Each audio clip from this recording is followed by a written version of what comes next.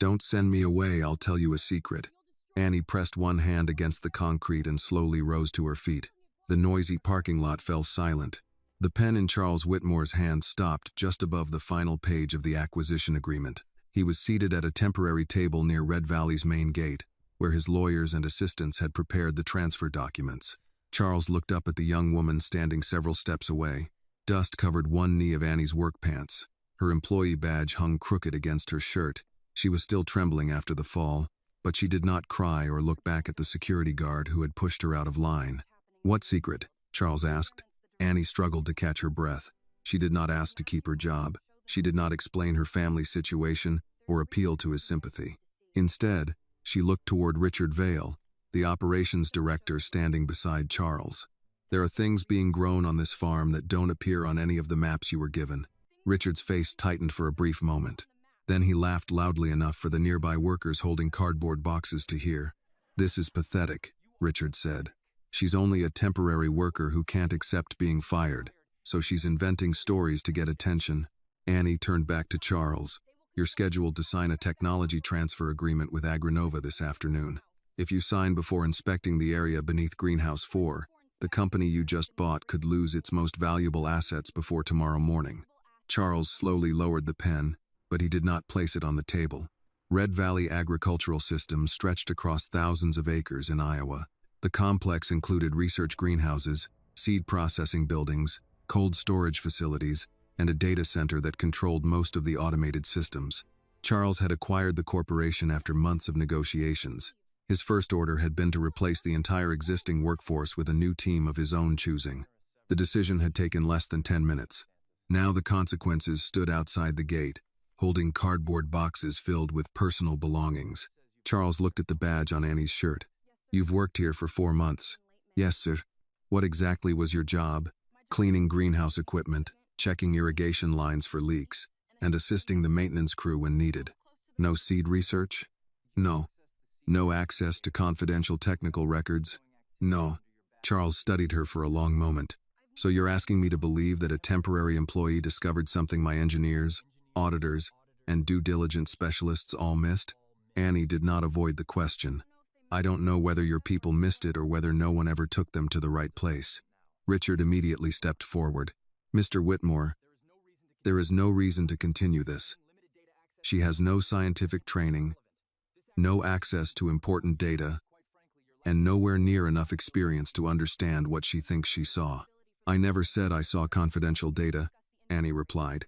"But you know the signing schedule. I heard 2 technicians talking beneath the East Irrigation Station." Richard gave a dry laugh. "Beneath the irrigation station? Now she's inventing secret tunnels."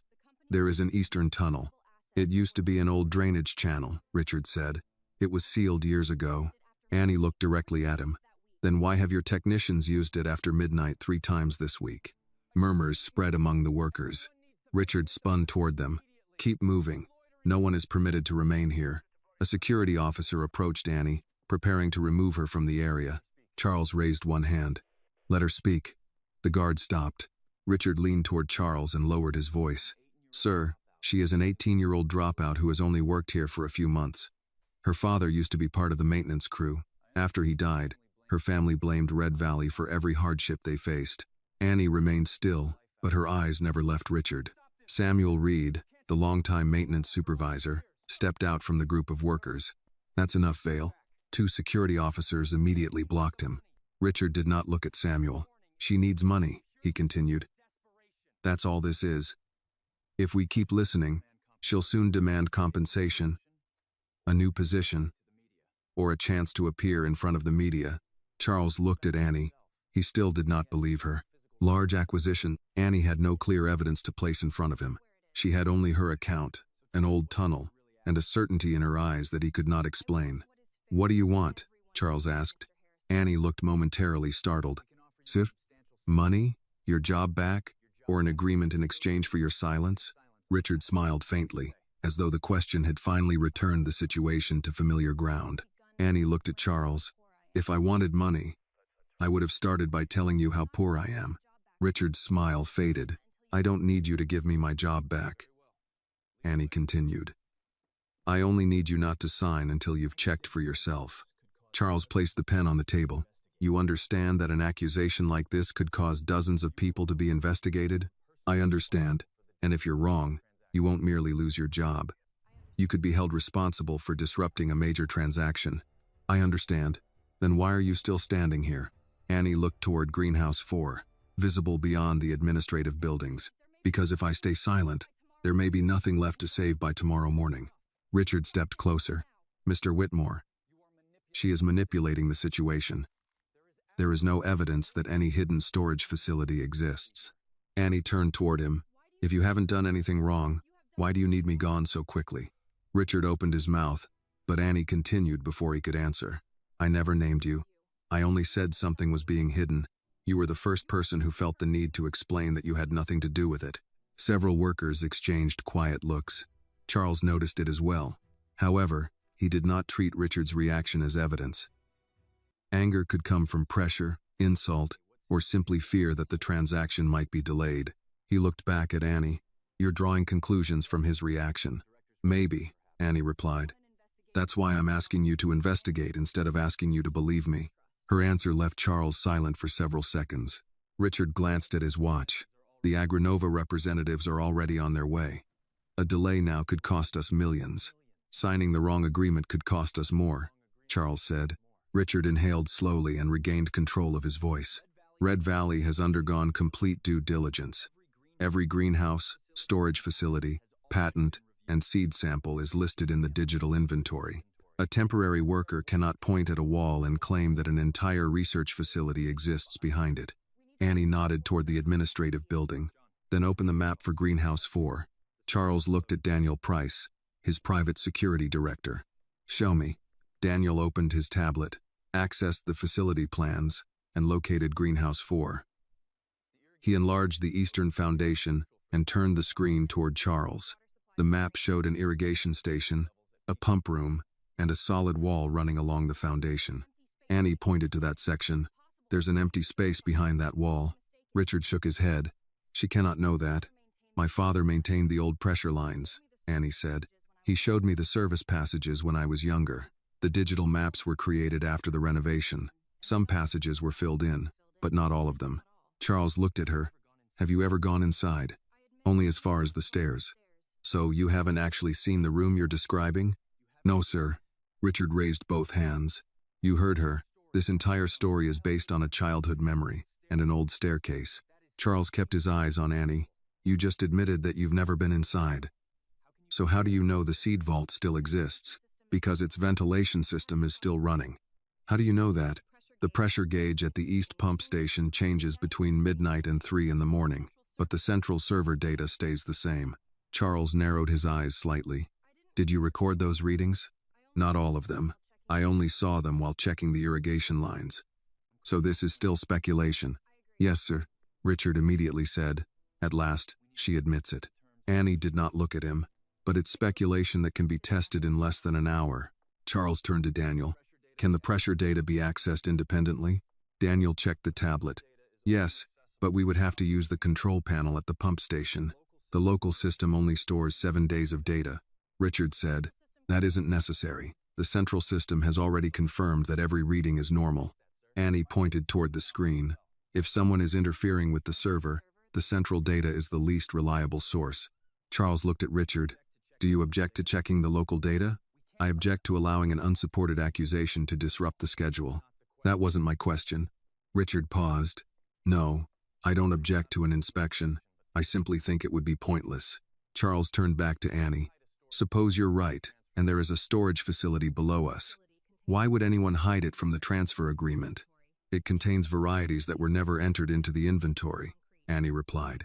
Drought-resistant corn, disease-resistant soybeans, and older research samples still stored under their original identification codes. Richard scoffed. That exists only in stories told by former employees. Then proving me wrong should be easy. Annie stepped closer to the table while maintaining a respectful distance. Check the pressure readings between midnight and 3 in the morning. If I'm wrong, they'll match the central system. And if they don't, Charles asked, then someone is redirecting airflow into an underground area. For what purpose? To change the temperature and humidity, without triggering the main alarms. Charles watched her closely. What would that accomplish? The seeds would deteriorate slowly, slowly enough to look like a storage failure after control had been transferred. Richard interrupted at once. That's absurd. No one would sabotage assets that valuable through a single ventilation line. It isn't only the ventilation line, Annie said. For the past 3 nights, I've smelled something unusual coming from the old return duct. At first it smells slightly sweet, then metallic. It wasn't there last month. Charles looked at Richard. Can you explain that? No, because there is nothing to explain. She could have smelled fertilizer, cleaning products, or any number of chemicals used in the greenhouses. Charles looked back at Annie. Mr. Vale is right. There are other possible explanations. Yes, sir. Then why are you certain this is sabotage? I'm not certain. The answer made both Charles and Richard pause. Annie continued. I'm only certain that someone is using a passage that was supposedly sealed. The local readings don't match the central system, and a chemical smell appears during hours when no activity is scheduled in that area. Charles remained silent. Annie had not tried to make her claim sound more certain than it was. That interested him more than all her earlier accusations. What do you want me to do? He asked. Bring your security team. Bring cameras and measuring equipment. Don't use anyone from the current operations staff. I'll show you the entrance. Why wait until tonight? The people below believe every former employee has been removed from the property. If you inspect the area openly now, they'll have time to clear everything out.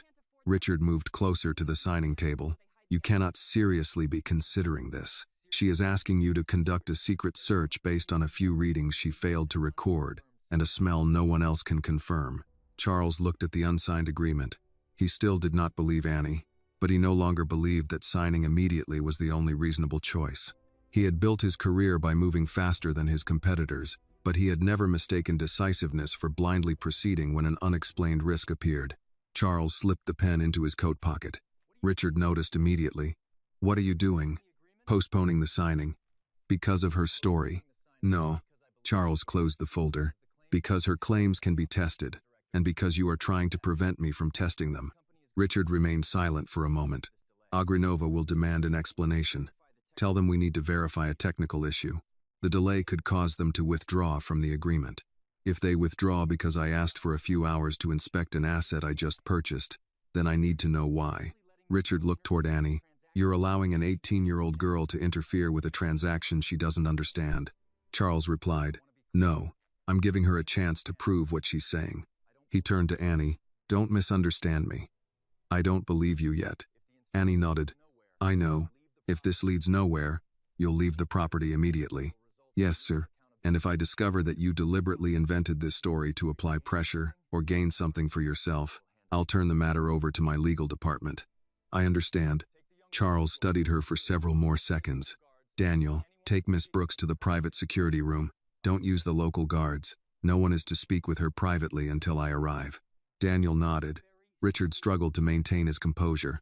Sir, you're making a serious mistake. Charles looked at him. Then by tomorrow morning, you'll have the opportunity to prove it. Annie followed Daniel toward the administrative building.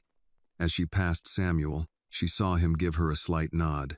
It was not a gesture of celebration. They both understood that Charles had only stopped the pen. He had not taken Annie's side. Inside the security room, Daniel placed her toolbox against the wall and gave her a cup of warm water. Annie held it in both hands but did not drink immediately. She continued looking through the small window toward Greenhouse 4. A few minutes later, Charles entered carrying the unsigned agreement. He sat across from her. You said things are being grown here that don't appear on the maps, he began. Now tell me everything in the correct order. No speculation. Don't leave anything out. Tell me only what you saw, what you heard, and what you can prove. Annie nodded. She reached inside her coat and removed an old sheet of paper, worn thin along its creases. My father drew this before he died. She unfolded it on the table. Unlike the digital plans, the old map showed a narrow passage running beneath Greenhouse 4, curving around the pump station, and ending at a room marked only by 3 handwritten letters. Charles leaned closer. What do those letters mean? Annie placed one finger beside them. Reserve seed vault. Charles looked from the paper to Annie. This map could be outdated. It could. The room may have been filled in. That's possible too. And what you heard could have been technicians performing approved work. Annie nodded. That's why you should see it for yourself. Charles leaned back in his chair. How soon can you take us to the entrance? After dark. And if there's nothing behind the wall? Annie looked at him. You can send me away. Charles paused. And if there is? Annie slowly folded the map. Then you'll know why someone wanted every former employee gone before nightfall. Charles studied the folded map while Daniel locked the security room door. The noise outside had subsided. Through the narrow window, the empty workyard lay beneath the fading afternoon light. Several cardboard boxes were scattered near the gate, abandoned by former employees as they were hurried off the property. Charles pulled out a chair and sat across from Annie. Start with the entrance, he said. Don't tell me what you think is happening. Tell me only what you know and what can be verified. Annie unfolded the map again and turned it so both Charles and Daniel could see it clearly. The old pump station is east of Greenhouse 4. The main door was welded shut, but there's still a maintenance entrance behind the fertilizer storage building. From the outside, it looks like part of the drainage system. Daniel leaned closer to study the faded lines. How does it open? There's a pressure latch beneath the lowest pipe. You have to lift the handle before turning it to the left. If you pull it directly, the lock will jam. Charles tapped one finger against the route drawn in pencil. Does this passage lead directly to the seed vault? No, it leads down to the old irrigation corridor. From there, the passage divides. The northern branch runs beneath the greenhouses. The other ends near the old cooling room. Is the cooling room still operating? It shouldn't be. Charles looked up. That wasn't my question. Annie met his Gaza. Yes, something inside is still drawing power. Daniel walked to the wall-mounted screen, opened the maintenance dashboard, and entered the code for the greenhouse section. The official report says that cooling unit was disconnected from the system 6 years ago. Check the power usage after midnight, Annie said. Daniel accessed the records from the previous 7 days. At first, the total consumption appeared completely normal. He separated the data by hour, then enlarged the period between midnight and 4 in the morning. A narrow, nearly identical spike appeared on the graph every night. Charles leaned toward the screen. How much power? Not enough to operate an entire facility, Daniel replied. But enough for ventilation, refrigeration, and a small server. Annie pointed to the repeating pattern. It begins after the night shift leaves and stops before the morning shift arrives. Charles turned toward her. You discovered this while inspecting the irrigation lines? I noticed the wall of the pump station vibrating at a time when the system was supposed to be shut down. Then I checked the pressure gauge outside Greenhouse 4. The local reading didn't match the number on the central display. Why didn't the automated system report a fault? Because the system only displays what the sensors send to it. If someone alters the output signal, the screen can show that a line has stopped operating even while it's still running. Daniel glanced at Charles. She's right. A false signal could make an active system appear to be shut down. Charles rose and walked to the window. Outside, 2 local security guards were removing Red Valley signs from the former employee's entrance. Charles had expected resistance from workers afraid of losing their jobs. He had not expected the first evidence he found to involve technical data that might have been manipulated. What else? He asked. Annie opened the map wider and traced another route with her finger. The ventilation line from the lower level connects to the return air system in the eastern greenhouse. 3 nights ago, the air coming through it smelled different. It wasn't fertilizer. It wasn't cleaning solution either. Daniel asked, Did you recognize the substance? No, I only know that smell should not have been coming through the return air line. Charles turned away from the window. That isn't enough to accuse anyone. I'm not accusing anyone. You're saying the management team concealed a seed vault. I'm saying the vault disappeared from the maps. The person who removed it from the records can explain why. The desk phone rang. Daniel looked at the small display beside it. Richard Vale. Charles held out his hand for the receiver. Where are you? Richard asked as soon as the call connected. His voice was loud enough for Annie to hear. Agrinova's legal team has arrived. The board is waiting for an update. The signing has been postponed. There was silence on the other end. For how long? Until tomorrow morning. Because of the claims made by a temporary worker who was just dismissed? Because I made the decision. Richard lowered his voice. Charles, this transaction has taken 8 months. Agrinova may walk away if we create uncertainty now. Then keep them here. I need to know what you're investigating. Charles looked at Annie before answering. There are signs of discrepancies in the asset records. There are no discrepancies. Charles narrowed his eyes slightly.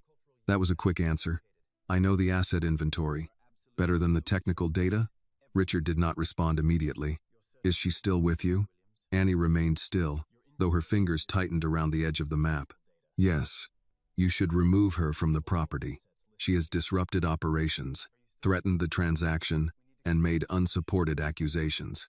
She provided a specific location and identified unusual power consumption. Power usage proves nothing. Old agricultural equipment can draw electricity for many reasons. You said that area had been sealed. It was. Then it should not be consuming electricity. Another silence followed. When Richard spoke again, his tone had changed. You're allowing her to direct the investigation. No. I'm asking questions you should have answered before I bought Red Valley. Charles ended the call and set down the receiver. Daniel looked at him. He'll send someone to look for Annie. He already has, Annie said. Charles turned toward her. How can you be sure? Because before he asked what you had found, he asked where you were. Daniel gave a slight nod. That matters. Charles returned to the table. You said technicians used the tunnel 3 times this week. Did you see them clearly?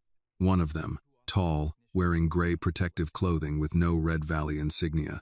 He had a temporary access badge. Name? I don't know. Vehicle? A white delivery van parked behind the greenhouse. No company logo. Daniel entered the description into the security system. A series of camera images appeared. Most showed delivery roads, warehouses, and empty loading docks. The camera behind Greenhouse 4 displayed an empty service lane. Daniel refreshed the feed. Nothing changed. He checked again, then looked at Charles. This isn't live footage. The camera feed is looping. Charles moved closer. For how long? Daniel checked the timestamp. At least 9 hours. Annie folded her arms across her chest. That camera normally points directly at the fertilizer delivery road. Who controls the local security network? Charles asked. Richard's office, Daniel replied. Charles walked around the table and stopped in front of the monitor. Can you access the original recordings? Not from this room. I need to reach the physical recorder in the main security office. Do it without notifying the local guards. Daniel picked up the phone and quietly began giving instructions to 2 members of Charles's private security team. Annie reached for the map, but Charles placed 2 fingers on one corner of the paper. I'll keep it. No. Charles's expression hardened at once. You came here asking me to believe you. I asked you to look at the facts. That map is the only copy I have. I can protect it. The people assigned to protect the technical records could say the same thing. Daniel looked up from the phone. Charles studied Annie for several more seconds, then removed his hand. Keep it. But Daniel will photograph every section before we leave this room. Annie nodded. There was a knock at the door. One of Daniel's agents entered carrying a clear evidence bag. Inside was a metal valve tag bearing a recent inspection stamp. We just checked the east pump station, the agent said. This tag says the valve was replaced 2 weeks ago, but the manufacturing date on the valve body shows it is 17 years old. The serial number has also been worn away. Charles took the evidence bag and examined it carefully. Who signed the inspection report? The agent handed him a printed maintenance record. The final authorization line bore Richard Vale's name. Annie looked at Charles. You asked what I could prove. Charles placed the maintenance record beside the unsigned agreement. You've proved that someone falsified a repair report, and that someone is drawing electricity to operate an area officially listed as closed. Charles looked at her.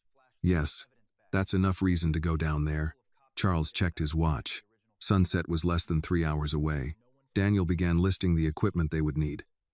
Body cameras, respirator masks, radios, flashlights, evidence bags, and a technician capable of copying data without altering the original files.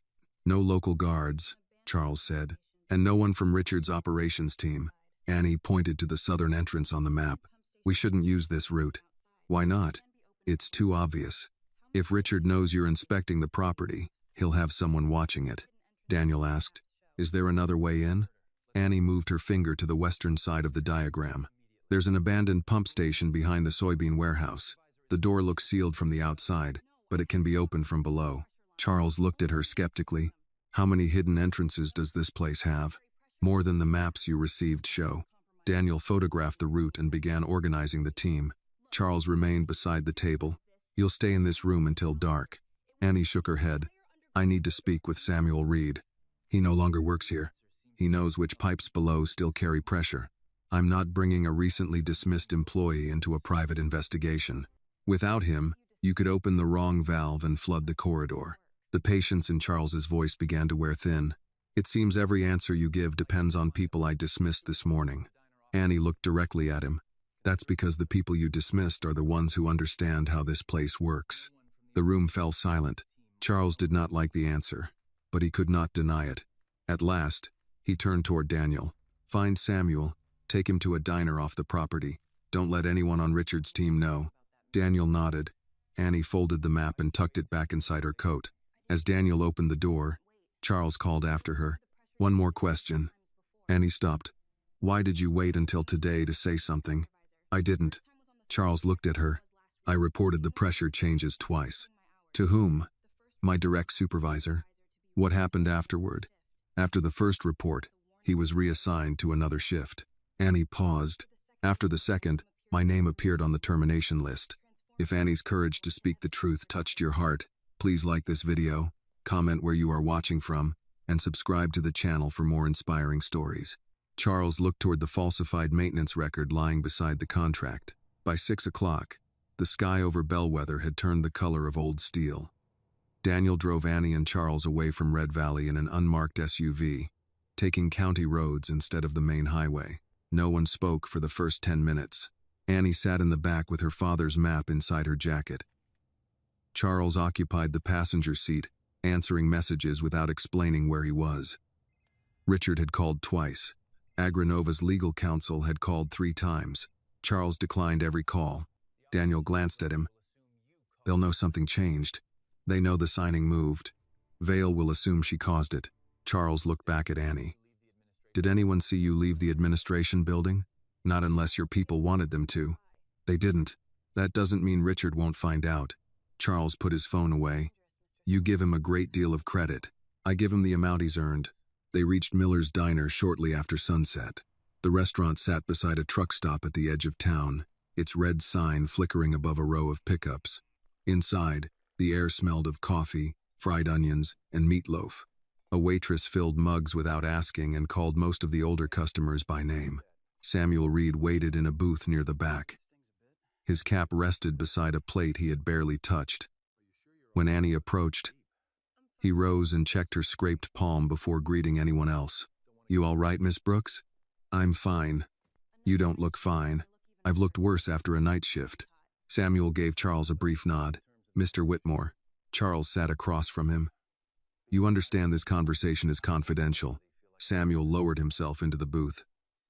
You fired me this morning. Confidentiality isn't much of a benefit package. Daniel remained standing until he had checked the exits, then took the chair at the end of the table. Annie opened the map between the coffee mugs. We need the western route into the lower corridor. Samuel's eyes moved over the paper. Why not the east stair? Richard may be watching it. He will be. Charles noticed the certainty in his voice. Why? Because Vale ordered the east access cleaned out last month. Said there was mold. Funny thing was, he only sent men who weren't on our regular crew. Namis? Temporary contractors. Badges said Midwest Industrial Services. Daniel entered the company name into his phone. Registered address is a mailbox in Cedar Rapids. Samuel nodded, as if that confirmed what he expected. They worked nights. Wouldn't let us inspect after them. Charles asked. And you accepted that? I filed 3 objections. They went to Mr. Vale. What happened? First one disappeared. Second came back, marked resolved. After the third, my maintenance budget was cut. The waitress arrived with a pot of coffee. Samuel thanked her by name. Charles covered his cup, but she poured anyway. You look like you need it, she said. After she left, Samuel pointed to the western edge of the map. This pump house can get you down, but the lower door sticks. Lift the handle before you turn it. Don't force it. Annie gave Charles a quiet look. He noticed. You already told me. My father taught both of us. Samuel's expression changed at the mention of Marcus. He rubbed one thumb across the side of his coffee mug. Your father knew every pressure line under that property, better than anyone. Charles leaned forward. Did he know about the seed vault? He helped keep the cooling system alive after Red Valley stopped putting it on the regular maintenance schedule. Why was it removed? Samuel looked toward the diner window before answering.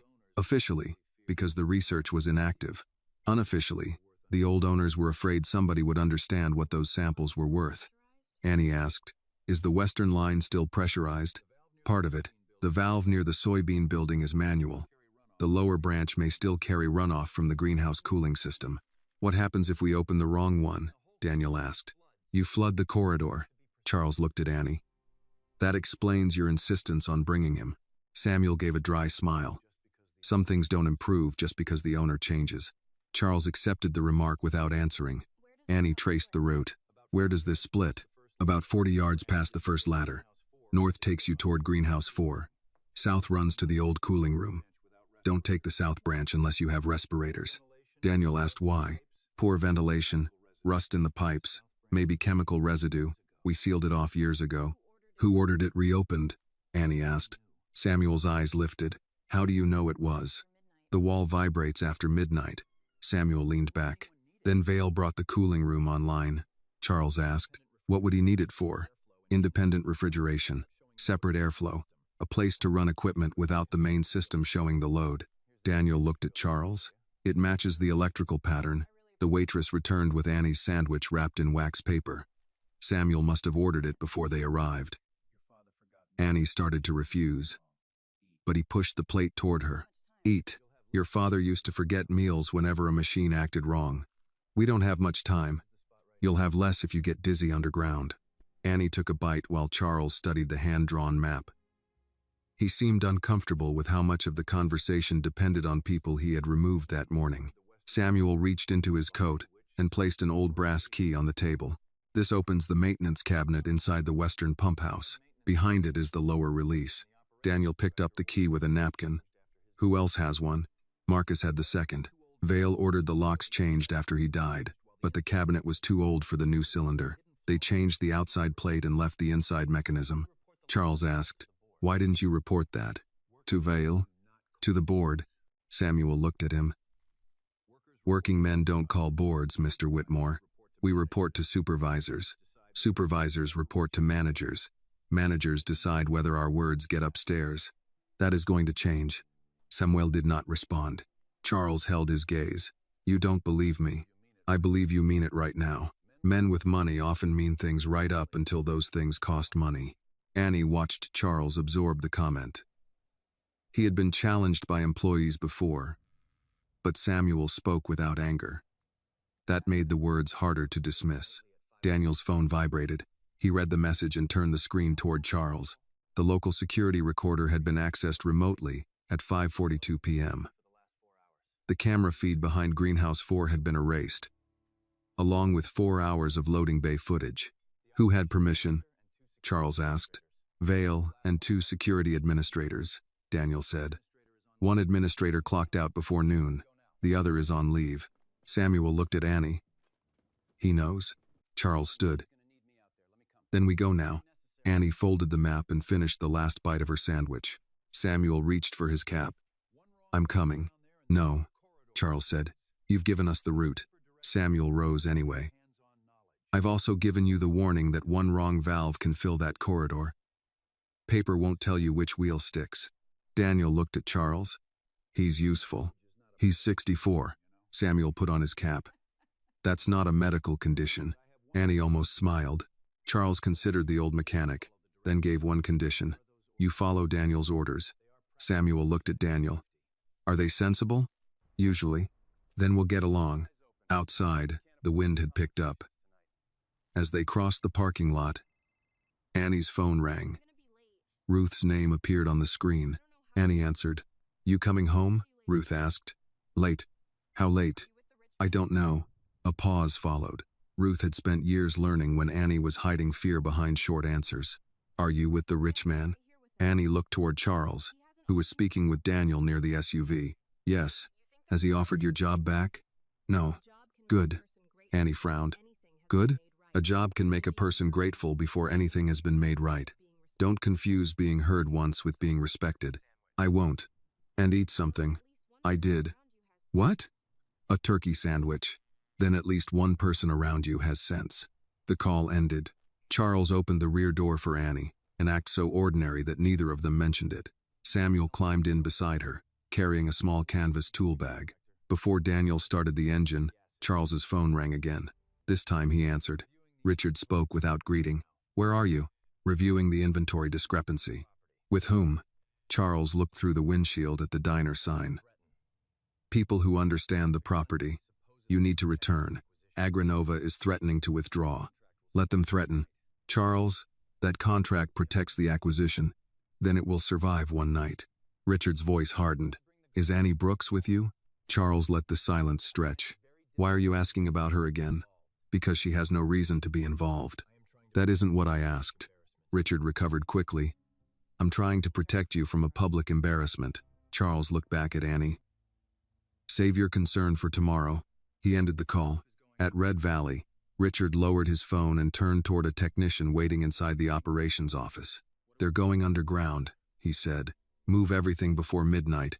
The technician asked what to do with the seed samples. Richard looked at the clock. "Finish the treatment, then wipe the server." 20 minutes later, Daniel turned off the county road and drove without headlights along the edge of the harvested soybean field.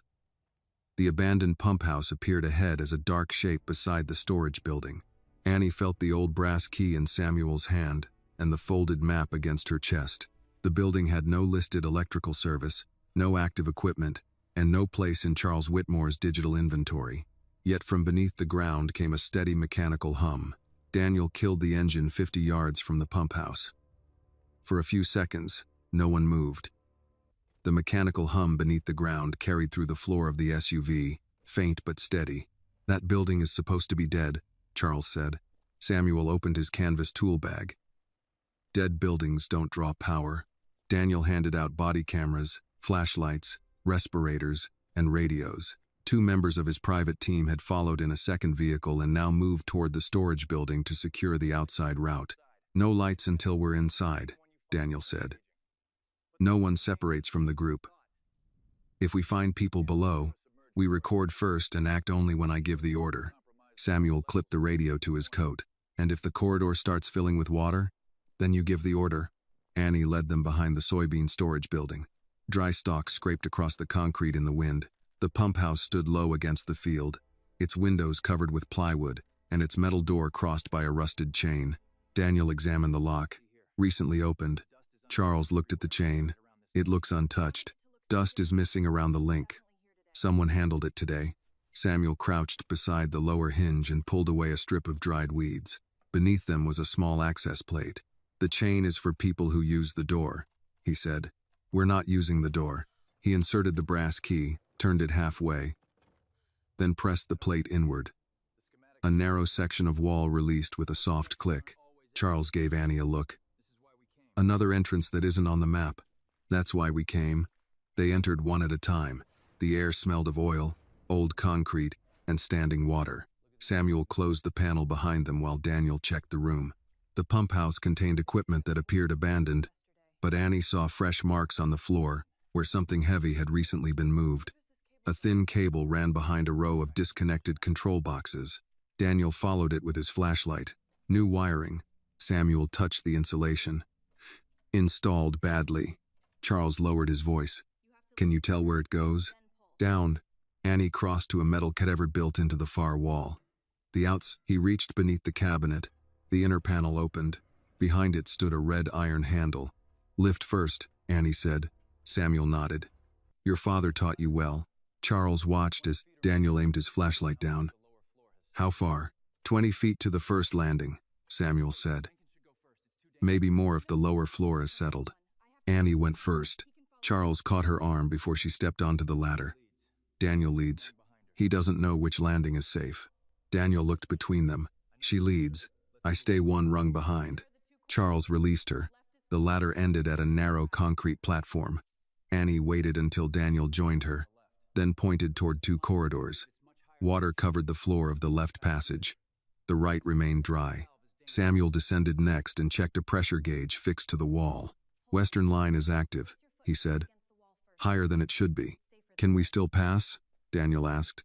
"If nobody touches the blue wheels." Charles came down last. The steel ladder shifted slightly under his weight. His shoe slipped on the final rung, and Annie caught his sleeve. "Put your foot against the wall," she said. "Not straight down." He followed her instruction and reached the floor. I could have managed. I know. Her answer gave him nothing to argue with. They moved through the right corridor. The ceiling forced Charles to lower his head. Pipes ran along both walls, some marked with faded paint, others carrying fresh labels. Annie stopped beside a junction where 3 lines crossed. This label is wrong. Samuel raised his light. Cooling return marked as wastewater. Could be a mistake, Charles said. Samuel scraped the edge of the label with one fingernail. It peeled away, exposing older lettering beneath. Not a mistake. Daniel photographed both layers. The hum grew louder as they continued. Annie counted doors under her breath. At the 4th one, she stopped. My father's map shows a split here. There was no visible opening, only a wall covered in gray panels. Charles checked the digital plan on Daniel's tablet. It shows solid foundation. Annie pressed her palm against the panels one by one. The 3rd vibrated. Here. Daniel examined the seams. No handle. Lower right corner. He found a small recessed lever near the floor. The panel released, opening into a steel stairwell. Cold air rose from below. Charles tightened the collar of his coat. How deep does this go? Far enough that the old owners didn't want weather reaching it, Samuel said. They descended 2 flights. Halfway down, Annie stopped so suddenly that Daniel almost stepped into her. What is it? She lifted one hand. A sweet smell drifted through the stairwell, followed by something metallic. Samuel's expression changed. That isn't from refrigeration. Annie adjusted her respirator but did not move. Daniel spoke quietly. You can wait here. No. You don't have to prove anything by going farther. It's not about proving anything. She took another step. Charles noticed her hand shaking near the rail. What do you recognize?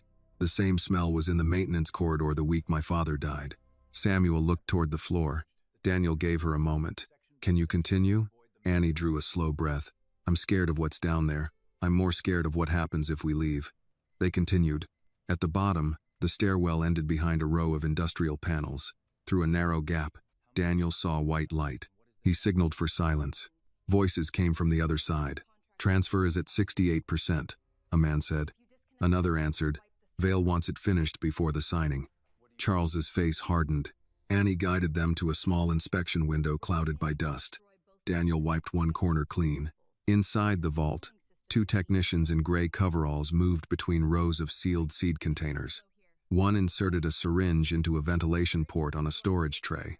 The other worked at a server cabinet where a black device had been connected beneath the control panel. On a nearby screen, files were moving to an external address. Samuel whispered, They're changing the samples. Annie pointed to a temperature graph, and lowering the room 1 section at a time, slow enough to avoid the main alarm. Daniel activated his body camera and motioned for the others to do the same. Charles watched a technician remove an old Red Valley label and replace it with a new code. How many samples are in there? He asked. Thousands, Annie whispered. Maybe more. Value? Helen had not yet examined them, but Annie knew enough to answer. More than the contract you were about to sign. Daniel checked the door. I can take them now. Annie caught his wrist. Not yet. He looked at her. That device could wipe the server if they disconnected. The cooling system may also be tied to the same control. If you rush in, they can destroy the evidence and the seed together. Charles looked through the glass again. What do you need? Annie examined the gauges beside the door. The main airflow has to be isolated first. Then Daniel can enter while Samuel holds the pressure steady. And me? She pointed to a row of numbered switches. You read those temperatures out loud. If any section drops more than 2 degrees, you tell me. Charles looked at the switches, then at her. For the next 5 minutes, Annie said, you need to stop being the owner and do exactly what I say. A technician inside the vault turned toward the door. The indicator above the control panel changed from green to red. Daniel reached for his weapon. They know we're here, he said. From inside came the sound of a lock releasing. The lock snapped open, and the steel door moved inward. Daniel pushed Charles behind the wall and stepped to the side of the entrance. Samuel reached for the pressure panel, while Annie turned toward the red iron valve mounted beside the door. Which line? Daniel asked. The upper one should isolate the vault. Should? Annie placed both hands on the wheel. That's how it was built. Inside, one of the technicians shouted, Who's out there? The second man pulled the black device from the server cabinet and ran toward a rear passage. Stop, Daniel called. The first technician struck a control on the wall. A warning tone spread through the vault. On the display, the temperatures in 4 storage sections began falling. Annie forced the valve around. It resisted, then turned. The warning became louder. Samuel checked the nearest gauge. Pressure's rising. That's not supposed to happen, Annie said. You closed the return instead of the intake. The pipes above them began to vibrate. Annie released the wheel. They changed the route. Daniel glanced through the doorway. Can you fix it? Yes, but not from here. The technician inside grabbed a metal case and ran between the storage rows. Daniel entered after him, followed by one of his agents. The second agent moved toward the rear passage, but the man carrying the black device had already disappeared through a closing fire door. Annie ran to the pressure panel. 3 faded labels had been covered with newer printed tags. She tore one away and found different lettering beneath it. Samuel joined her. Blue line used to feed the intake. It doesn't now. Look at the gauge response. The pressure needle trembled near the red section. Annie followed the pipes with her flashlight until she found a narrow bypass running behind the server cabinets. There, Samuel saw it. Manual release. The handle was inside the vault. Charles reached for the door. Daniel turned. Stay where you are. The temperature readings are dropping. Read them from there. Charles looked at the numbered display. Section 1 is down 1 degree. Section 2 is down 1.5. Annie moved inside. Cold air crossed the floor around her boots.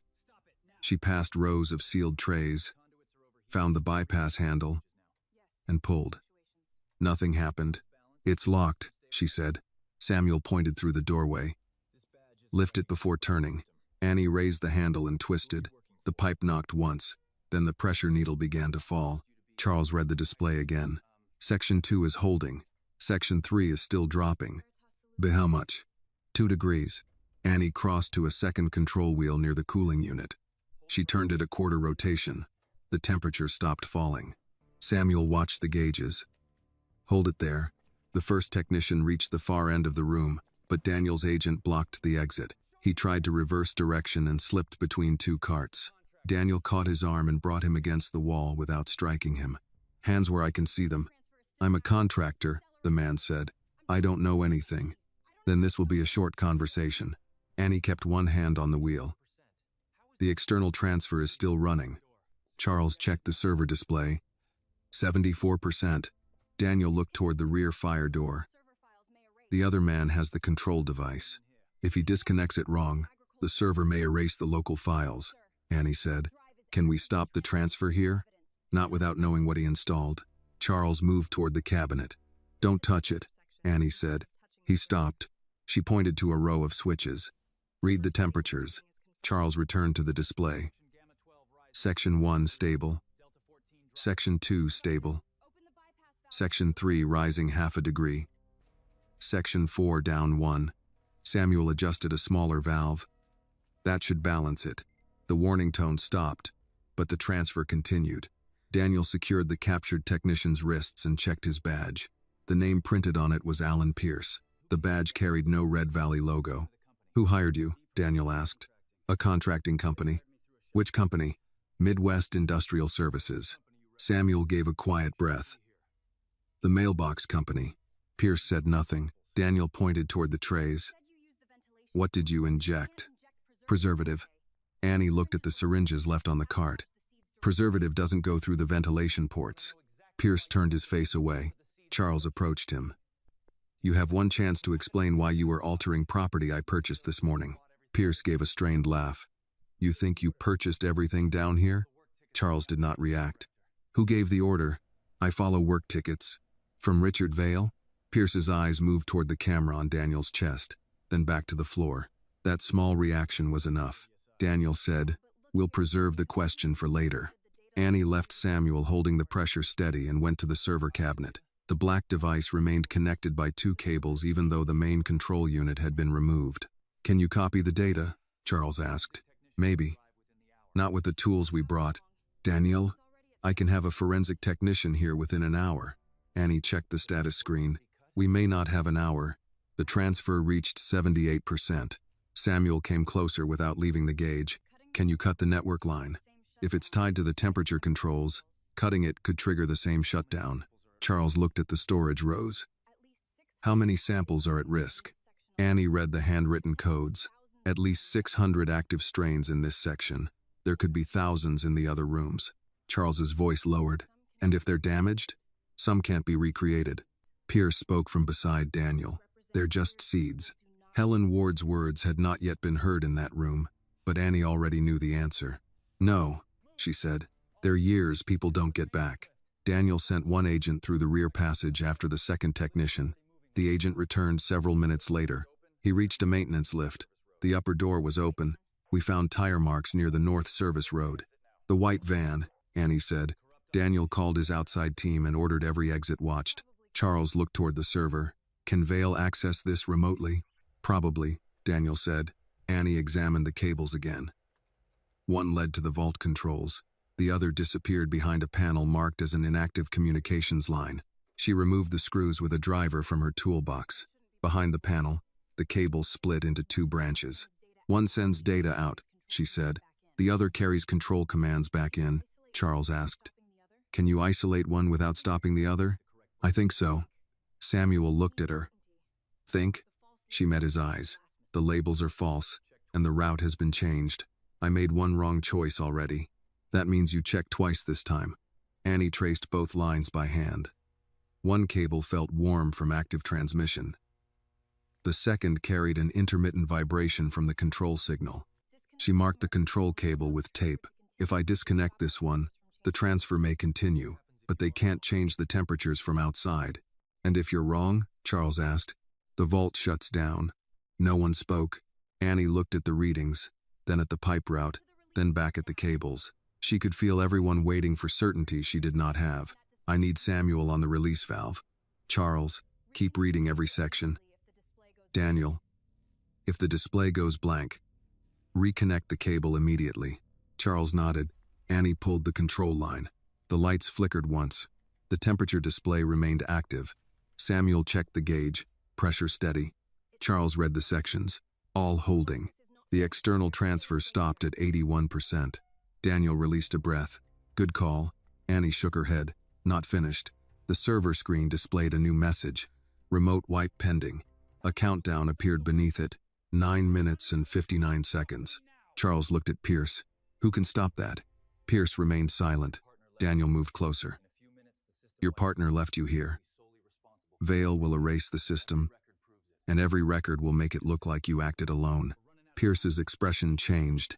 The timer reached 9 minutes and 40 seconds. Annie looked at the black device, then toward the passage where the second technician had escaped. We need the control unit, he took. Daniel spoke into his radio, ordering every team toward the North Service Road. Charles watched the timer continue to fall. They had found the hidden vault, interrupted the sabotage, and caught one man inside it. None of that would matter if the records disappeared before they could prove who had sent him. Above them, Richard Vale still believed the contract would be signed in the morning. Below ground, Annie had less than 10 minutes to keep the truth alive. The timer dropped below 9 minutes. Annie crouched in front of the open server panel while Daniel stood behind Alan Pierce. Samuel remained at the pressure controls, and Charles continued reading the storage temperatures in a steady voice. Section 1 holding. Section 2 holding. Section 3 up 1 degree. Section 4 stable. Pierce kept his eyes on the floor. Daniel leaned closer. Your partner took the control unit. Where would he go? I don't know. You knew enough to enter a hidden vault. I followed instructions. From Vale? Pierce said nothing. The timer reached 8 minutes and 30 seconds. Annie examined the remaining cables. The remote wipe command had entered the local server before she disconnected the control line. Cutting the network had stopped new instructions, but the countdown was now running inside the system. Can you cancel it? Charles asked. Not from this screen. Why not? The command has administrator-level access. We need either the control unit or a local override key. Samuel called from the gauges. There used to be an emergency maintenance terminal in the cooling room. Annie looked at him. South Branch? Yes. You said it was sealed. It was. Vale may have reopened that too. Daniel checked his radio. His outside team had found the white van abandoned near the North Service Road. No driver. No control unit. How far to the cooling room? Charles asked. Samuel pointed toward the rear passage. 5 minutes if the corridor is clear. The timer showed 7 minutes and 51 seconds. Then we go, Annie said. Daniel shook his head. You stay here. I know the route. Samuel knows it. Samuel needs to hold the pressure. Charles looked at Daniel. She goes. You stay close. Daniel secured Pierce to a steel support with one of his agents beside him, then followed Annie and Charles through the rear passage. Samuel called after them. Second intersection. Take the lower corridor. Don't open any red-marked doors. Annie turned back. What about unmarked doors? Samuel gave her a tired look. Use better judgment than the people who removed the labels. The corridor narrowed beyond the first bend. Condensation covered the concrete walls. Daniel checked the air with a portable meter before allowing them forward. Safe for now, he said. Charles kept one hand near the wall. How did Red Valley operate with this much infrastructure missing from the records? It didn't go missing all at once, Annie said. Someone stopped updating one section, then another. After a while, people treated the missing information as normal. That sounds inefficient. It was useful to whoever wanted no one asking questions. They reached the second intersection. The upper corridor had fresh scrape marks on the floor, likely from the escaped technician. Annie chose the lower route. The timer on Daniel's tablet showed 6 minutes and 40 seconds. A steel gate blocked the corridor ahead. Its electronic panel was dark. Daniel examined the lock. No power. Annie found a manual release box beside the frame. It had been painted over. She scraped the edge with the flat side of a screwdriver. Charles watched her work. You've opened many doors like this? I've cleaned around them. That's how you learn which ones people use even when they say they don't. The cover came free. Inside were 2 levers and a row of old fuses. Which one? Daniel asked. Annie looked at the faded markings. Neither. The release is behind the fuse rail. She lifted the rail and found a small metal pull. The gate opened several inches, enough for Daniel to force it wider. Beyond it, the air became colder. The hum of machinery grew louder. The cooling room door stood open. Inside, 3 refrigeration units lined the wall. Only one was active. A maintenance terminal sat near the center, its screen displaying the same countdown, 5 minutes and 23 seconds. Annie crossed to it and pressed a key. The system requested an override code. Charles asked, Do you know it? No. Daniel searched the room. Could Vale have changed it? Probably. Charles took out his phone, then remembered there was no signal below ground. What about the original manufacturer? No time. Annie studied the terminal. Beneath the digital keypad was a narrow slot marked Mechanical Service Access. She reached into her jacket and removed her father's employee badge. Daniel looked at it. That won't fit. The badge won't. Annie bent the plastic sleeve and pulled out a thin metal strip attached behind the card. One end carried a series of punched notches. Charles moved closer. What is that? An old maintenance key. You've carried it all this time? My father's badge was returned with it still attached. She inserted the strip into the slot. The terminal clicked. A second menu opened, asking for a 4-digit service code. 4 minutes and 40 seconds. Annie tried Marcus's employee number. The screen rejected it. She tried the last 4 digits of the pump station identification number.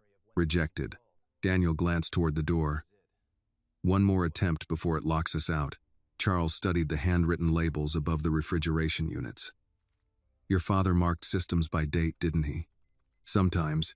What date mattered here? Annie looked at the old map she had unfolded on a workbench. Near the seed reserve, Marcus had written 4 small numbers beside a circle, 0712. She entered them. The service menu opened. Daniel released a breath. What does it mean? The day the reserve first went online. The timer showed 3 minutes and 58 seconds. Annie searched the options. Most were diagnostic controls. The wipe command did not appear. Nothing here, she said. Charles pointed to a line reading, Legacy Recovery Mode. That, it could restore factory settings. Would that erase the research? Not if the data vault is separate. Is it? I don't know. Daniel spoke from beside her. We have 3 minutes. What happens if we do nothing? The evidence disappears. And if you choose wrong, we may lose local access to the records. Charles looked at Annie. What would your father have checked? She studied the screen again. Whether the system keeps backups before recovery. She opened the diagnostic log. A line near the bottom showed an automatic mirror copy every 12 hours. The most recent backup had completed at 6 p.m., before the technicians began the transfer. The research data is backed up, she said. The sabotage logs may not be. So recovery protects the seed records but could destroy the evidence, Charles said. Yes. Daniel checked his radio. No control unit had been found. 2 minutes and 30 seconds. Charles looked at the countdown, then at Annie. Protect the evidence. She turned toward him. That could put the company's research at risk. The backup protects most of it. Most isn't all. And if Vale walks away, he does this again somewhere else. Annie understood the choice. Saving the company's assets mattered, but proving who had tried to destroy them mattered too. She opened the system log and noticed a command history export option. We don't need the whole server. She connected Daniel's body camera storage cable to the maintenance terminal. What are you doing? He asked. Copying the command log only. It's small enough. The progress bar moved slowly. 1 minute and 40 seconds. 30%. 52. The wipe timer reached 1 minute. Charles read the numbers aloud without being asked. 45 seconds. The export reached 87%, then stopped. Daniel checked the cable. Why did it freeze? The system is trying to close the log. Annie held the connector in place and reopened the service session. 20 seconds. The export completed. Got it, she said. The countdown reached 5. Daniel disconnected the storage device. The terminal went dark. For a moment, every refrigeration unit stopped. Then the emergency lights came on, and the backup cooling system started with a low mechanical rumble. Daniel checked the copied file. Command history, remote addresses, administrator ID. Charles looked at the first name listed on the screen, Richard Vale. Annie rested both hands on the terminal, breathing evenly again. They had not recovered the missing control unit, and part of the local server had been erased. But Richard's name was now attached to the command that tried to destroy it. Daniel secured the storage device inside an evidence pouch. This is enough to start. Annie looked toward the corridor. Not enough to finish. Charles nodded. Then we keep him believing he's still ahead. Above ground, Richard was waiting for confirmation that the vault had gone silent. Charles took out his phone as soon as the signal returned near the stairwell. He called Richard. When Richard answered, Charles said, "The signing goes forward tomorrow morning." Annie turned toward him. Charles ended the call and met her questioning expression. He wanted the system erased before I signed, he said. Now we give him a reason to come collect what he thinks is left. From the vault behind them, Samuel's voice came over the radio. Temperatures are steady. Seeds are holding. Annie looked at the dark passage leading back to the surface. They had saved the samples for one night. By morning, they would have to save Red Valley in front of everyone Richard had prepared to deceive. By 3 in the morning, the group had returned to the administration building through the western pump house. Daniel placed the copied command log inside a locked evidence case, then assigned 2 agents to guard it. Samuel remained below with one of the security officers to monitor the vault. Charles ordered the local security network isolated from Richard's office without announcing why. Annie sat at the end of the conference table with her father's map folded beside her. She had not slept, and dried dust marked the sleeves of her work jacket. Helen Ward arrived carrying a thermos and a paper bag from the diner. You need food before anyone asks you another question, Helen said. I'm not hungry. That has never stopped a person from needing breakfast. She placed a turkey sandwich in front of Annie, then opened the evidence photographs Daniel had printed from the vault. Charles entered with 4 senior advisors from Whitmore Capital. They wore clean coats and carried tablets. None had been underground. One of them, Martin Cole, handed Annie an empty coffee cup as he passed. Black, no sugar, he said. Annie looked at the cup, then at him. Daniel took it from her hand and set it on the table. Miss Brooks is part of the investigation. Martin's face changed. Of course. I assumed she was staff. She was staff, Annie said, until yesterday morning. Charles took his seat at the head of the table. We have evidence that Red Valley's seed vault was sabotaged and that Richard Vale authorized a remote wipe. Helen placed several photographs on the table. We also have hundreds of research samples that would have been damaged if Annie had not found the vault. A financial advisor named Paul Mercer skimmed the photographs. How certain are we that these samples have the value Dr. Ward claims? Helen adjusted her glasses. I developed some of them myself. Paul turned to Charles. Even so, we should avoid letting a local employment dispute affect the Agranova transaction. Annie spoke before Charles could answer. Someone injected chemicals into active samples and connected an outside device to the server. That isn't an employment dispute. Paul did not address her. He looked at Daniel instead. Can your team verify that? Daniel answered. The body camera footage shows it clearly. Martin tapped the hand-drawn map. Where did this come from? My father, Annie said. And your father was? Maintenance. Martin looked toward Helen. Can we confirm the route independently? Helen did not hide her irritation. She led 5 people through it. I'm asking whether the map is reliable. Annie leaned back slightly. You believed the digital map until it failed. Now you need 3 people with titles to confirm the paper one. Martin closed his tablet. Miss Brooks, no one is questioning your effort. You're questioning everything else. Charles raised a hand. Let's remain focused. Annie turned toward him. Focused on what? Every time I explain something, they ask a man beside me whether I'm right. Paul frowned. This is a billion-dollar acquisition. Verification is not an insult. No, verification means checking the evidence.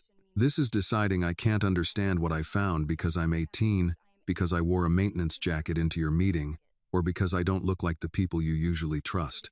The room went still. Martin looked at Charles. Are we really putting a billion-dollar acquisition in the hands of that girl? Charles did not answer at once. The pause lasted only a few seconds, but Annie heard the answer inside it. He had followed her underground. He had watched her protect the vault. Yet in a room filled with men who advised him, he still hesitated to defend the value of her voice. She stood and gathered the map. Charles looked up. Where are you going? You already have the command log. I need you here. Being kept in the room isn't the same as being heard. She moved toward the door. Annie, Charles said. She stopped, but did not turn. Charles faced Martin. Her name is Annie Brooks. She found what every report placed in front of us failed to show. You will speak to her directly, and you will stop asking other people to explain her own work. Martin's expression tightened. I meant no offense. Annie turned back. Intent doesn't change who has to carry it. Charles dismissed the advisors. Paul began to protest. But Daniel opened the door and waited until all 4 had left. Only Annie, Charles, Daniel, and Helen remained. Charles stood beside the window. Dawn had not yet reached the fields, but the eastern sky had begun to lighten. I should have stopped that sooner, he said. Yes, I'm trying to protect the investigation. You were protecting the comfort of people who didn't want me in the room. He looked at her. That is not what I intended. People with power talk about intent because they rarely have to live with the result. Helen quietly poured coffee into a paper cup and handed it to Daniel. Neither interrupted. Charles walked to the security monitor. Daniel had loaded the recording from the gate onto the screen. Charles pressed play. The image showed the workers gathered outside Red Valley. Richard gave the order. Guards moved into the crowd. Samuel protested. Marlene Parker reached for her purse. Annie turned toward the maintenance building and was caught by the arm. Then she was pushed to the pavement in front of Charles. The recording showed him doing nothing. Charles stopped the video. I didn't order that, he said. Annie's voice remained calm. No, you just stood close enough for everyone to believe you approved. I thought intervening would make the crowd harder to control. You mean you thought silence kept you neutral? He looked again at the frozen image on the monitor. Silence only protects the person already holding the boot, Annie said. Charles took off his glasses and placed them on the table.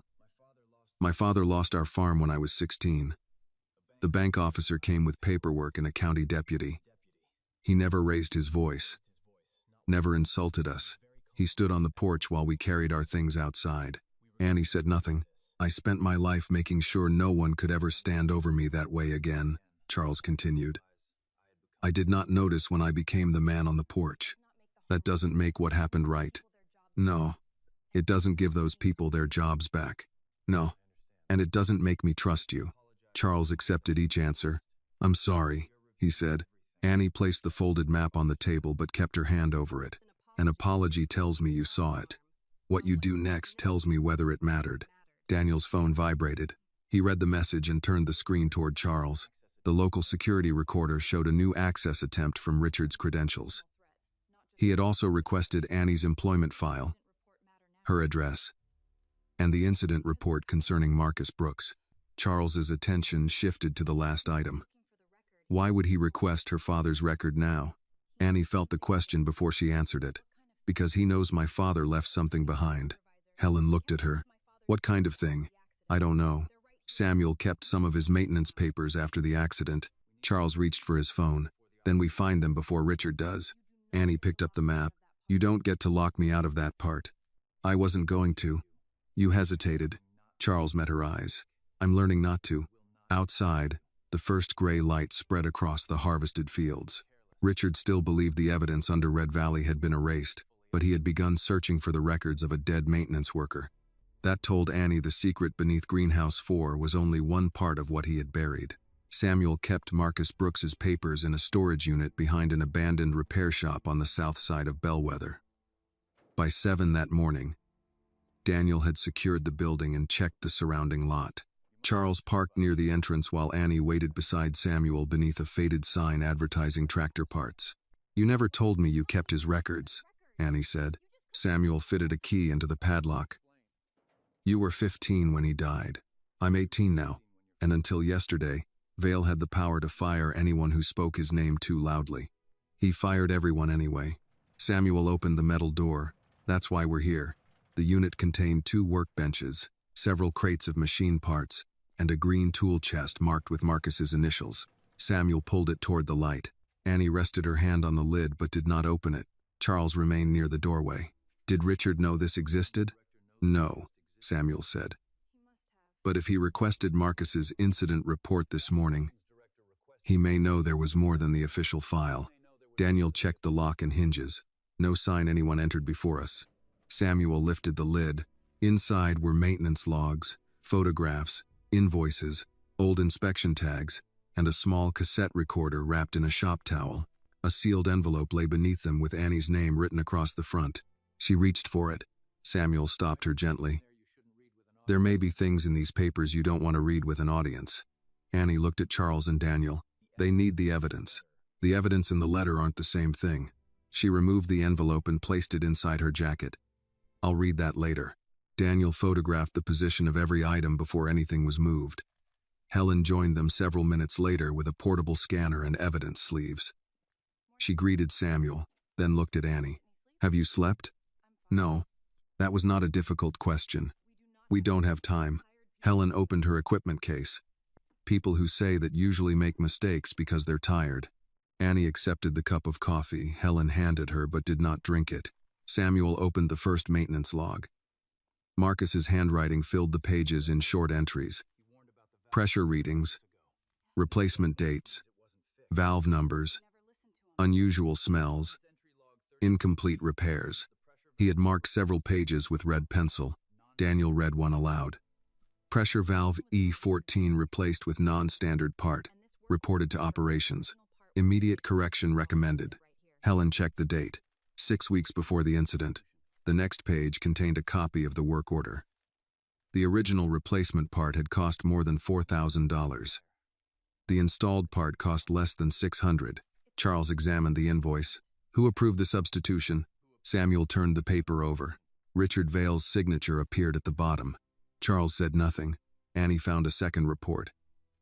Marcus had written that the cheaper valve could fail under sustained pressure and should not be used near the chemical return line. Stamped across the page were the words "Resolved, no action required." Who marked it resolved? Annie asked. Samuel pointed to a small authorization code. Vale's office. Daniel placed the report in an evidence sleeve. This connects him to the unsafe part. It doesn't prove he caused the accident. There's more, Samuel said. He removed the cassette recorder from the tool chest. Marcus started recording meetings after reports disappeared. He said a maintenance worker needed proof that couldn't be rewritten upstairs. Daniel inspected the tape. Do you have a player? Samuel reached beneath the workbench and brought out an old portable recorder. He inserted the cassette and pressed play. Static filled the unit, followed by Marcus's voice. The E14 valve cannot remain in service. If the pressure rises during a cleaning cycle, the housing may fail. Richard answered from farther away. The inspection says it passed. The inspection was done before the substitution. You signed the maintenance release. I signed that the line reopened. I did not approve the part. You're splitting words. I'm trying to keep someone from walking into a leak. A chair moved across the floor. Richard's voice became clearer. You're a maintenance man, Marcus. Don't confuse knowing the pipes with knowing the business. Marcus replied. The business dies if the pipes do. The recording ended. Annie stood still beside the workbench. Charles looked at Samuel. How long after this did Marcus die? 17 days. Was he assigned alone? Yes. The official report says he entered the area without authorization. Samuel's mouth tightened. Vale called him in. Then he removed the dispatch entry. Daniel asked, "Can you prove that?" Samuel opened another folder. Inside was a handwritten shift log signed by 3 workers. Marcus had been requested at 9:18 p.m. The entry had later been crossed out, but the original writing remained visible beneath the ink. One of these witnesses still lives in town, Samuel said. Another moved to Minnesota. The third died last year. Charles turned to Annie. This could reopen the investigation. Could? The documents need authentication. Witnesses need interviews. The recording has to be examined. Annie picked up the cassette recorder. We have his voice. We have Vale's voice. We have the part, the invoice, and the work order. And if we release it now, Charles said, Vale will claim it was altered. He'll leave before authorities can secure the rest. He has already had 3 years. I know. No, you know the number. I know what 3 years feels like. Charles did not defend himself. Annie looked toward Helen. Send the recording to the press. Helen hesitated. Not yet. Annie's expression hardened. You two? I want Richard Vale charged, not merely embarrassed. If this becomes a television argument before the evidence is secured, his lawyers will turn every fact into a question. Waiting always seems reasonable to the people who aren't the ones being asked to wait. Charles stepped closer. I'm not protecting the transaction. You kept the signing alive. To draw him out. You're still using his schedule. I'm using his confidence. And if he disappears before then, Daniel's team is monitoring the roads and airport. Annie shook her head. Justice that asks the powerless to wait always seems to move faster for the powerful. Samuel closed the maintenance log. Your father said something like that once, he said. He wanted to take the tape straight to the county attorney. I told him to wait until we had the original invoices. Annie looked at him. Did waiting help? No. The answer settled over the room. Samuel removed his cap. I've asked myself for 3 years whether I helped Vale by asking Marcus to be careful. Maybe I did. But rushing out with half a case now won't bring your father back. It may only warn the man who sent him into that room. Annie looked down at the workbench. Justice isn't fair in the way rain is fair, Samuel continued. It doesn't fall on everybody the same. That's why somebody has to carry water to the people left dry. She finally opened the envelope addressed to her. The letter inside was only 1 page. Annie read it without speaking. Marcus had written that he wanted her to finish school, not so she could escape people who worked with their hands, but so she could enter the rooms where decisions were made and refuse to let those people be ignored. At the bottom he had written, knowing how something works gives you a duty to speak when someone tries to break it. Annie folded the page. I'll wait until the evidence is secured, she said, not until it becomes convenient. Charles nodded. Agreed. Daniel's phone vibrated. He checked the message from the agent guarding Alan Pierce. Pierce's confiscated phone had received a new text from Richard's private number. Daniel placed the screen where everyone could see it. Blame the girl. Police arrive at noon. Annie read the words twice. Charles reached for his phone, but Daniel stopped him. If we react now, Vale knows Pierce is cooperating. He isn't cooperating, Charles said. He may after he sees this. Samuel looked toward the open storage unit door. Richard isn't only destroying records anymore. Annie placed her father's letter inside her jacket beside the old map. No, she said. He's choosing who he wants buried under them. At 11:45, 2 bellwether police cruisers entered Red Valley through the main gate. Richard Vale was waiting near the administration building with the local security chief and 3 members of Whitmore Capital's legal team. He wore the same dark suit he had chosen for the signing ceremony, as if the arrest of an 18-year-old worker were another item on his schedule. Charles arrived with Annie, Daniel, Samuel, and Helen several minutes later.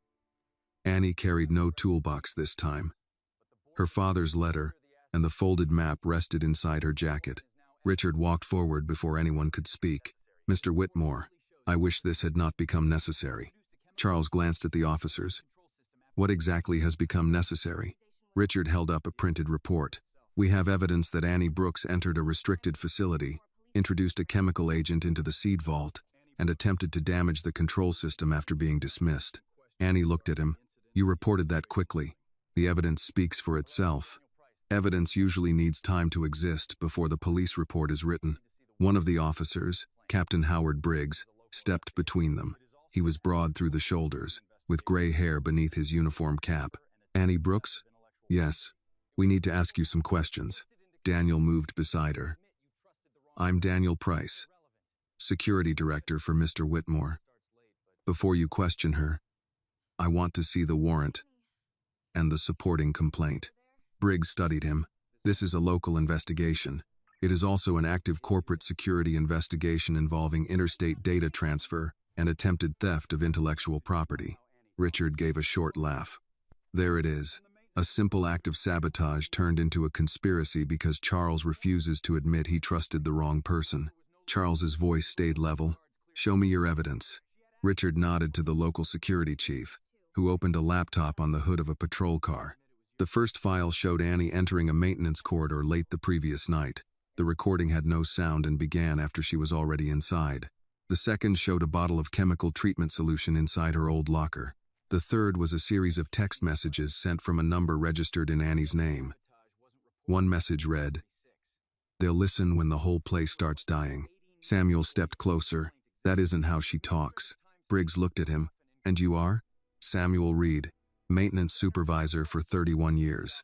Former maintenance supervisor, Richard corrected. Samuel ignored him. That locker wasn't under her control after the guards cleared the building. Richard replied, she had access for months. Annie examined the bottle in the evidence photograph. That came from Greenhouse 2. Richard folded his arms. So you recognize it. I cleaned the cart it was stored on. Half the night crew touched those bottles. Briggs closed the laptop. You can explain that at the station. Daniel held out his hand. The warrant. Briggs gave him a copy. Daniel read the first page, then checked the attached timestamp. This application was filed at 10:28. That is correct.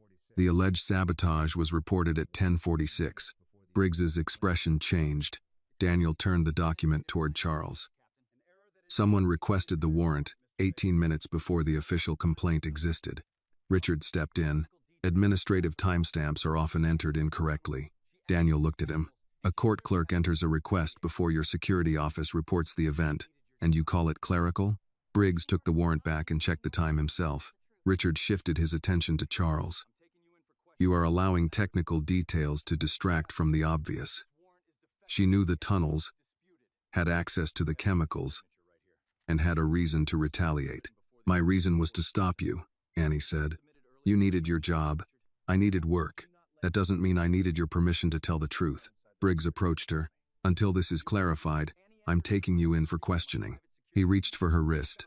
Charles said, Captain, you have a defective warrant and disputed evidence. I have a judge's signature, and you have a timeline that suggests someone wrote the accusation before the event was reported. Briggs hesitated, then looked toward Richard. Was the complaint submitted earlier through another system? Richard's tone sharpened. Do not let her turn this into a debate. She was caught inside a restricted vault. With me, Charles said. Richard paused. Charles continued. She entered under my authority with my private security team. We found 2 outside technicians altering the seed samples. One is in custody. Briggs looked at Daniel. Why wasn't local law enforcement notified? Because your warrant suggests someone inside your process was already working from Vale's version of events. The captain's face hardened. Be careful. I am being careful. A younger officer moved behind Annie and took out a pair of handcuffs. Samuel stepped forward, but Annie raised one hand. Don't. The officer secured her wrists. The metal pressed against the skin where the earlier restraint from the guard had left a faint mark. Richard came close enough that only Annie and Charles could hear him. You should have stayed on the ground when they pushed you. Annie turned her head toward him. Charles heard every word. What did you say? He asked. Richard straightened. Nothing that concerns you. It concerns me now. Annie faced Charles. She did not ask him to rescue her. That made his next choice harder and more necessary. His attorneys gathered near him. One spoke quietly. Charles, let the police handle this. The signing is tomorrow. Any public conflict with local authorities could damage the transaction. Another added, if she is innocent, the process will clear her. Annie gave a tired breath.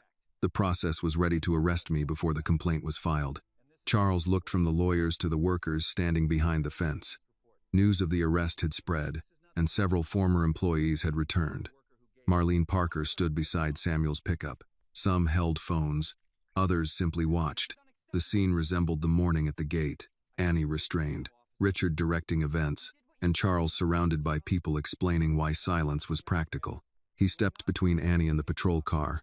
"Her name is Annie Brooks," he said. "She is not the girl, and she is not your scapegoat." Briggs lowered his voice. "Mr. Whitmore, move aside." "No, you are interfering with an arrest. I am challenging a warrant built on evidence from a man now under investigation for corporate sabotage." Richard laughed once. "Under investigation by whom? You?" Daniel's phone rang. He listened, asked 2 questions, then ended the call. "Alan Pierce has agreed to make a preliminary statement." Richard's confidence faltered. Daniel continued. "He says Vale ordered the chemical treatment, the server installation, and the attempt to place evidence in Annie's locker." "That is a lie," Richard said.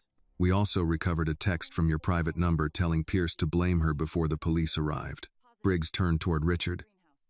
"You told me you had no contact with the contractors."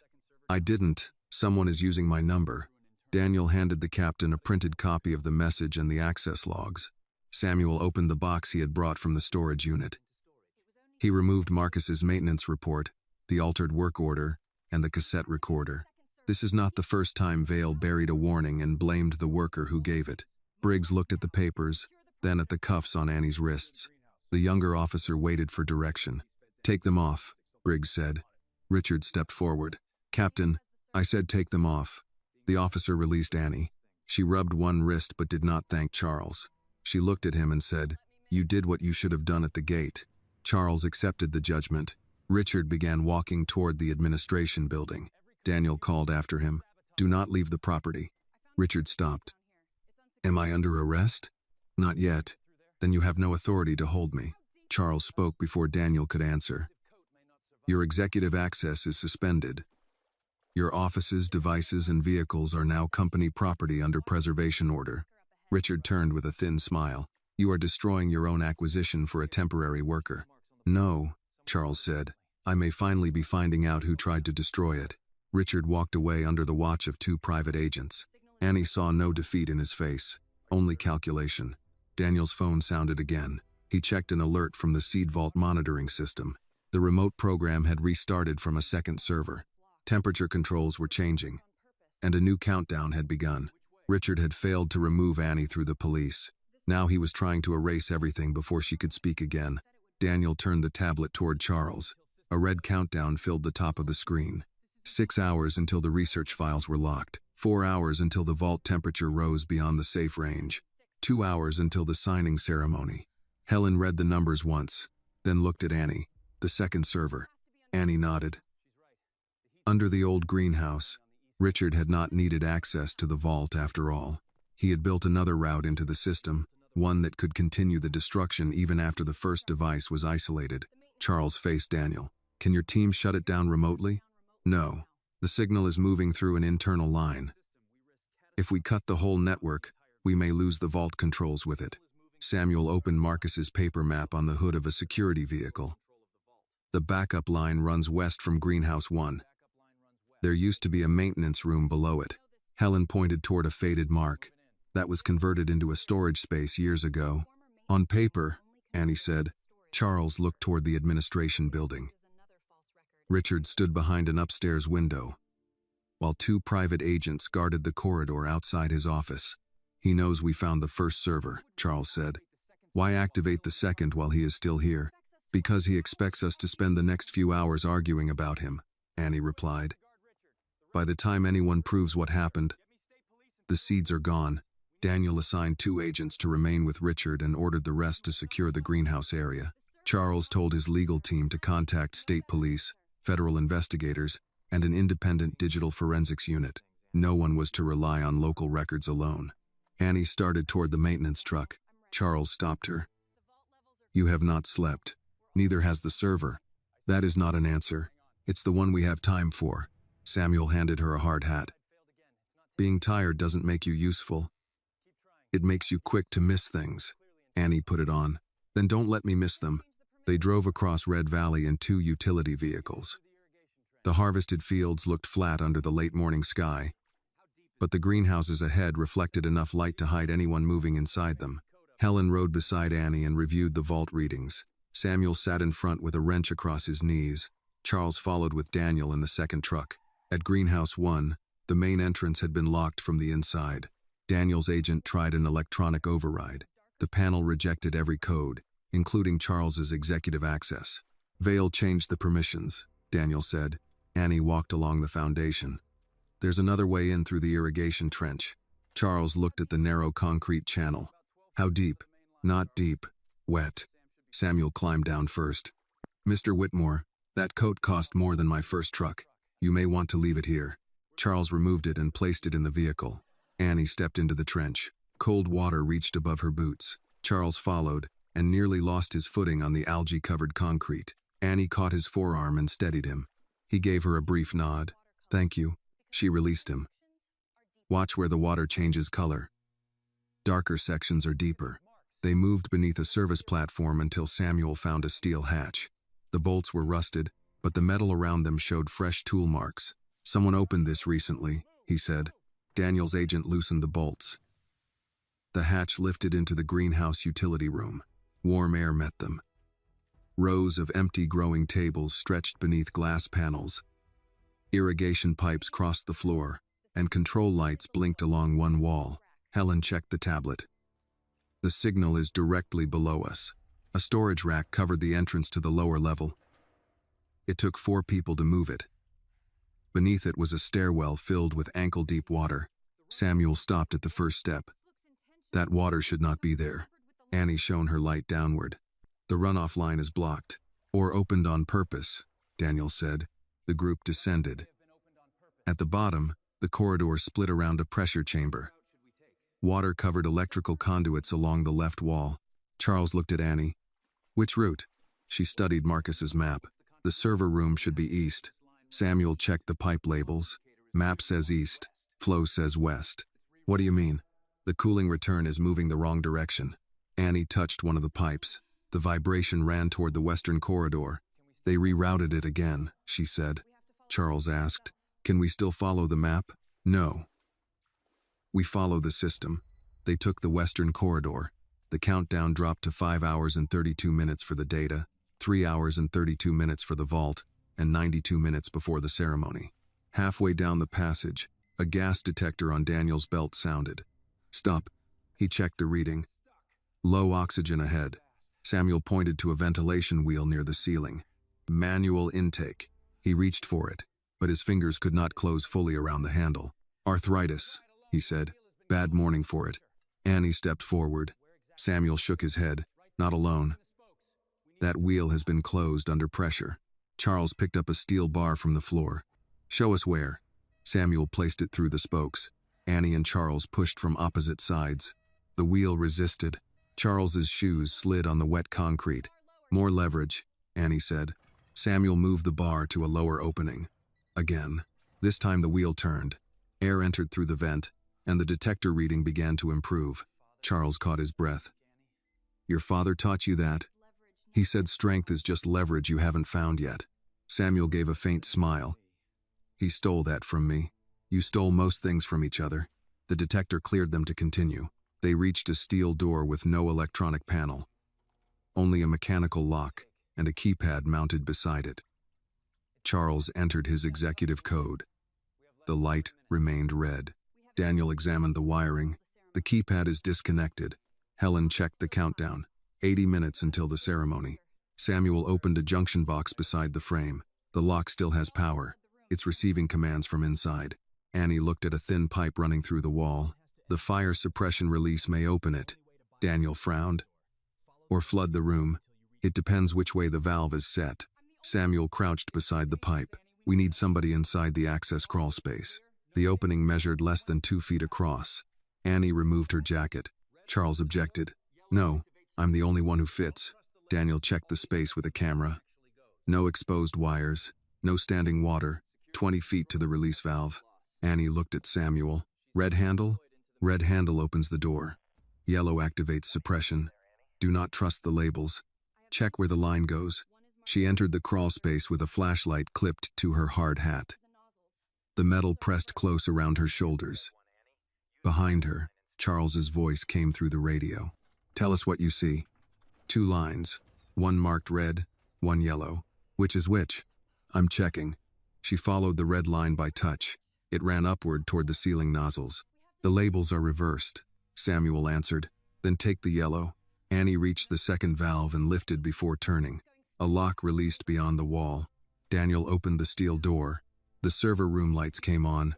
3 racks stood inside. The central screen displayed the active sabotage program, while an external transfer bar moved across the bottom. Helen read the status. The research data is being copied to Agranova. Daniel examined the ports.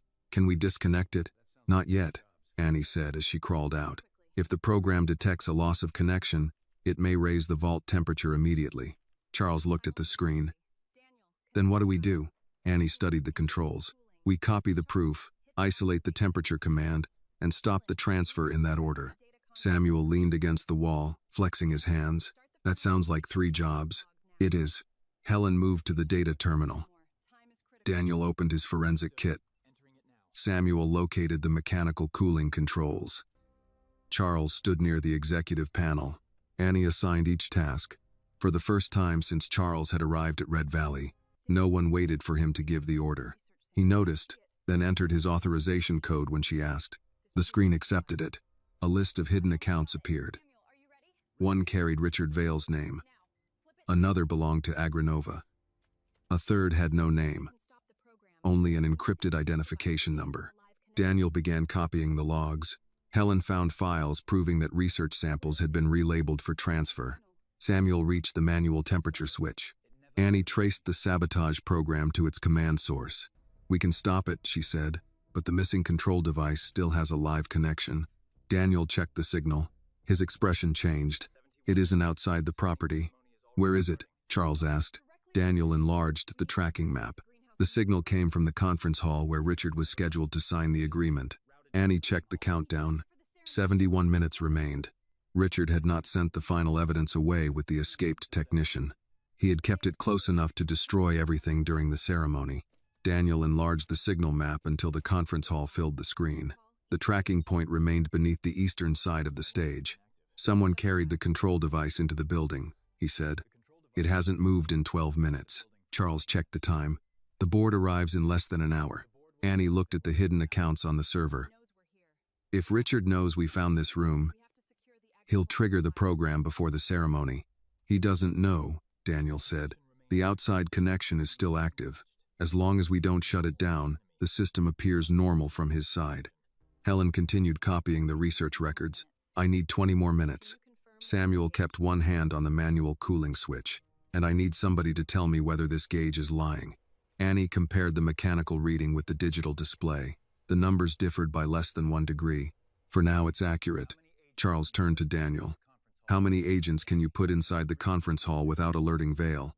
Not enough to search it quietly. Then use the people already there. Daniel looked at him. Most of the old employees are still outside the property. Charles understood before Annie spoke. You need them, she said. He gave her a restrained look. I am aware of that. No, you're aware you need hands. That isn't the same as understanding why they might refuse. Charles stepped away from the server rack. We don't have time for another argument. Then don't argue. Tell them the truth. The room grew quiet except for the fans inside the server racks. Charles looked toward Samuel. Would they come back? Samuel did not soften his answer. For you, some won't.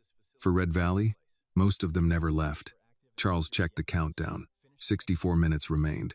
Daniel, keep the transfer active and protect the evidence. Helen, finish the copy. Samuel stays with the cooling controls. Annie removed her hard hat. I'm going with you. Charles started to object, then stopped himself. All right. They returned to the surface through the greenhouse. The sky had cleared, but the wind had strengthened across the harvested fields. Near the main gate, groups of former employees stood beside pickup trucks and old sedans. Some had returned for personal items. Others had heard that Annie had been arrested and came to see whether she had been taken away. Marlene Parker sat on the lowered tailgate of a Ford truck, holding a paper cup of coffee. A former forklift operator stood beside her in a faded veteran's cap. Several workers had brought spouses. No one crossed the gate. Charles walked toward them without his coat. Mud covered his shoes and the lower legs of his trousers. The sight drew attention before he said anything. Richard's local guards moved to block the entrance. Charles pointed toward the guard station. "Stand down." The security chief hesitated. "Mr. Vale instructed us." "Mr. Vale no longer gives instructions on this property." The guards stepped aside. Charles stopped several feet from the workers. No microphone, table, or lawyers stood between them. Samuel had once said working men did not call boards. Now the owner had come to the gate because those same workers controlled knowledge his board did not possess. Marlene rose. "Are we allowed to collect our things now?" "Yes," Charles said, "but that is not why I came." A man near the fence folded his arms. "Then make it quick. Some of us need to figure out how to pay for next month." Charles looked across the group. "The dismissal order is suspended effective immediately. Wages and insurance remain active, while the acquisition is reviewed." Murmurs moved through the crowd, but no one applauded. Marlene asked, "Suspended until the cameras leave?" "No." "You expect us to trust that?" "No," Charles said, "not yet." That answer quieted them more than a promise would have. He continued, "Red Valley is being sabotaged, seed research has been damaged, company data is being transferred, and evidence points to Richard Vale and outside contractors. Annie Brooks found it before I signed away control of the system." Several workers looked toward Annie. Charles said, "I removed people who understood this property and kept the people who understood how to present it on a spreadsheet. That was my decision. It was wrong." The veteran in the cap called out, "Wrong cost my wife's insurance." "I know." "No, sir, you know the sentence. She knows the cost." Charles accepted it. "Then the coverage is restored today, in writing, not after an evaluation." Marlene asked, "What do you want from us?" "The control device used to damage the vault is hidden inside the conference hall. The signing ceremony begins in less than an hour. My security team cannot search the building without alerting Vale. You know the delivery routes, storage rooms, service panels, and places strangers would use." A former cafeteria worker spoke from behind Marlene. "You want the same people you pushed out to save the company?" Annie answered before Charles could. "You can't ask people to save what you treated them like they didn't belong to." Charles looked at her, then back at the workers. "She is right. I am asking anyway, but no one who refuses will be punished." Samuel stepped through the gate. "I'm going back in."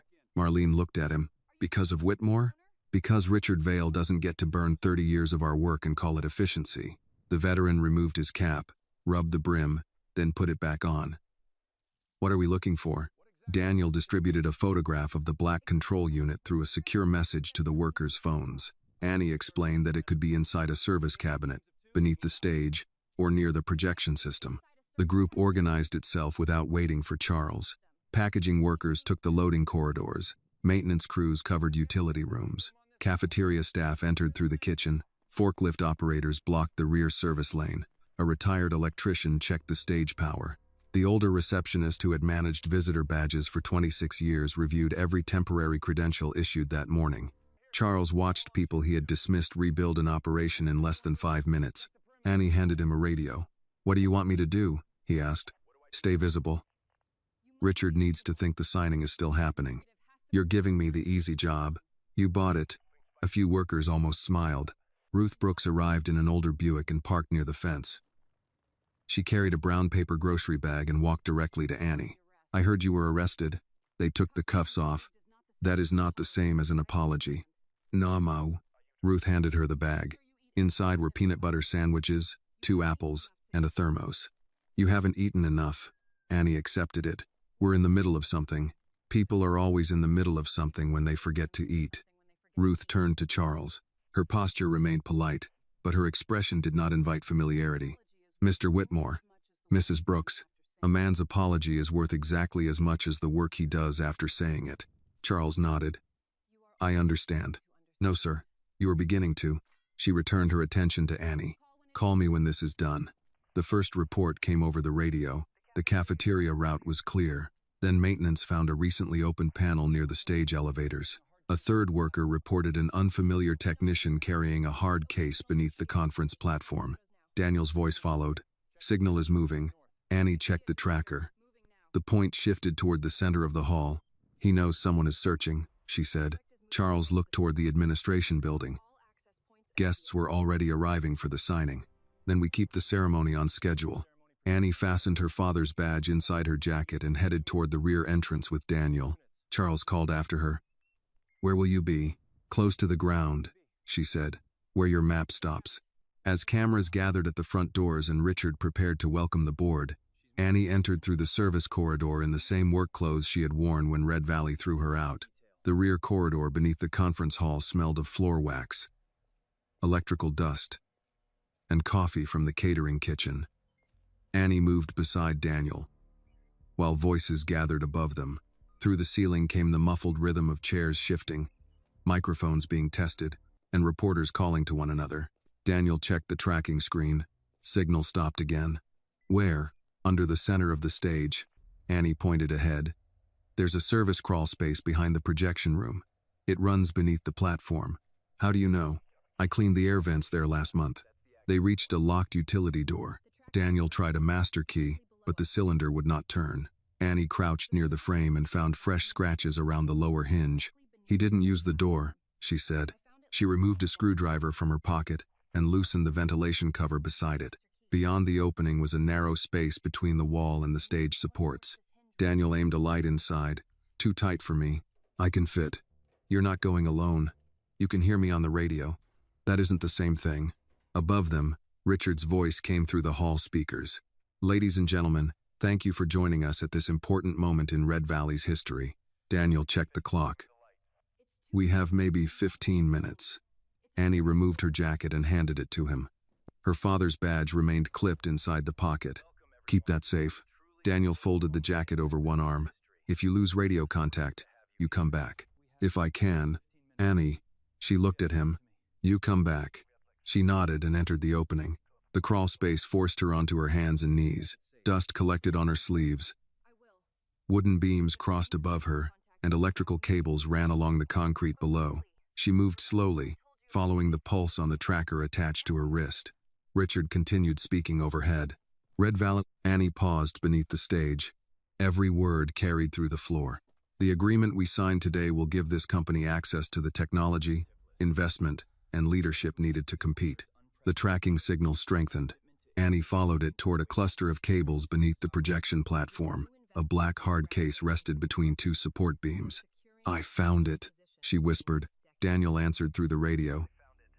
Do not open it until I reach the access panel. There's no time. Annie, wait. She examined the case. A cable ran from it into the hall's presentation system. Another disappeared through a drilled opening toward the building network. A small green light blinked on the side. The device was active. Annie reached toward the latch, then stopped. The technicians in the vault had tied the control unit to the temperature system. Opening or removing it could trigger the final command. She followed the cables instead. One line carried data to the projection system. The other connected to a portable transmitter. A third, thinner cable ran into a maintenance relay box. Daniel, it's connected to 3 systems. Can you photograph it? She used the body camera clipped to her shirt, moving slowly around the case. Above her, applause followed Richard's introduction of Charles. Annie heard Charles approach the microphone. Thank you, Richard. His voice sounded controlled. No one in the hall would know that private security, former workers, and federal agents were already moving through the building. A faint sound came from behind Annie. A shoe scraped against concrete. She turned. The escaped technician crouched near the crawl space opening 10 feet away. He wore maintenance coveralls and held a small remote in one hand. You should have left when they fired you, he said. Annie shifted between him and the hard case. You're the one who ran from the vault, and you're the reason I'm still here. He pressed one button on the remote. The green light on the case changed to yellow. Annie's wrist tracker displayed a new countdown. 3 minutes. Daniel, she said. He activated it. The technician moved toward her. Get away from the case. What happens at 0? You don't need to know. That means you do. He reached for her arm. Annie moved aside, and his shoulder struck a support beam. The remote fell but remained within his reach. Daniel's voice came through the radio. I'm opening the east access panel. Stay where you are. The technician lunged for the remote. Annie kicked it beneath a cable tray. He grabbed her sleeve and pulled her away from the hard case. She did not try to overpower him. Instead, she reached for the loose cable running from the transmitter and wrapped it around a metal support. When he pulled again, the connector tore free from the portable antenna. The countdown continued, but the outgoing signal indicator went dark. "What did you do?" he shouted. "Stopped you from sending anything else. You didn't stop the command." The timer showed 2 minutes and 11 seconds. He shoved past her toward the case. Annie caught the back of his coveralls and held long enough for Daniel to force open the access panel. Daniel entered first, followed by another agent. "Hands up." The technician reached toward his waistband. Daniel drove him against the floor and secured both wrists before he could retrieve anything. The second agent recovered the remote. Annie returned to the hard case. 1 minute 40 seconds. Daniel checked the wiring. "Can we disconnect it? If we remove the wrong line, the vault temperature rises." "Which line is the command?" "I don't know yet." The technician laughed from the floor. "She guessed wrong in the vault once. Let her guess again." Annie ignored him. She traced the first cable to the projection system. It carried video and data but no control signal. The second had fed the transmitter. The third entered the maintenance relay box. She opened the box. Inside were 4 wires, all recently installed, each marked with the same color tape. 1 minute. Daniel leaned beside her. "Tell me what you need." "A voltmeter." The second agent handed her one from his kit. Annie tested the first wire. No signal. The second carried constant low voltage. The third pulsed every 3 seconds. "That's the command line." "Are you sure?" "No." 40 seconds. She checked the fourth wire. It carried a separate steady signal tied to the hall's lighting controls. The pulsing line matched the rhythm of the countdown. Annie cut it. The lights beneath the stage flickered. The timer stopped at 27 seconds. No one moved. Daniel checked the tracker. Vault temperature is holding. Annie released the breath she had been keeping.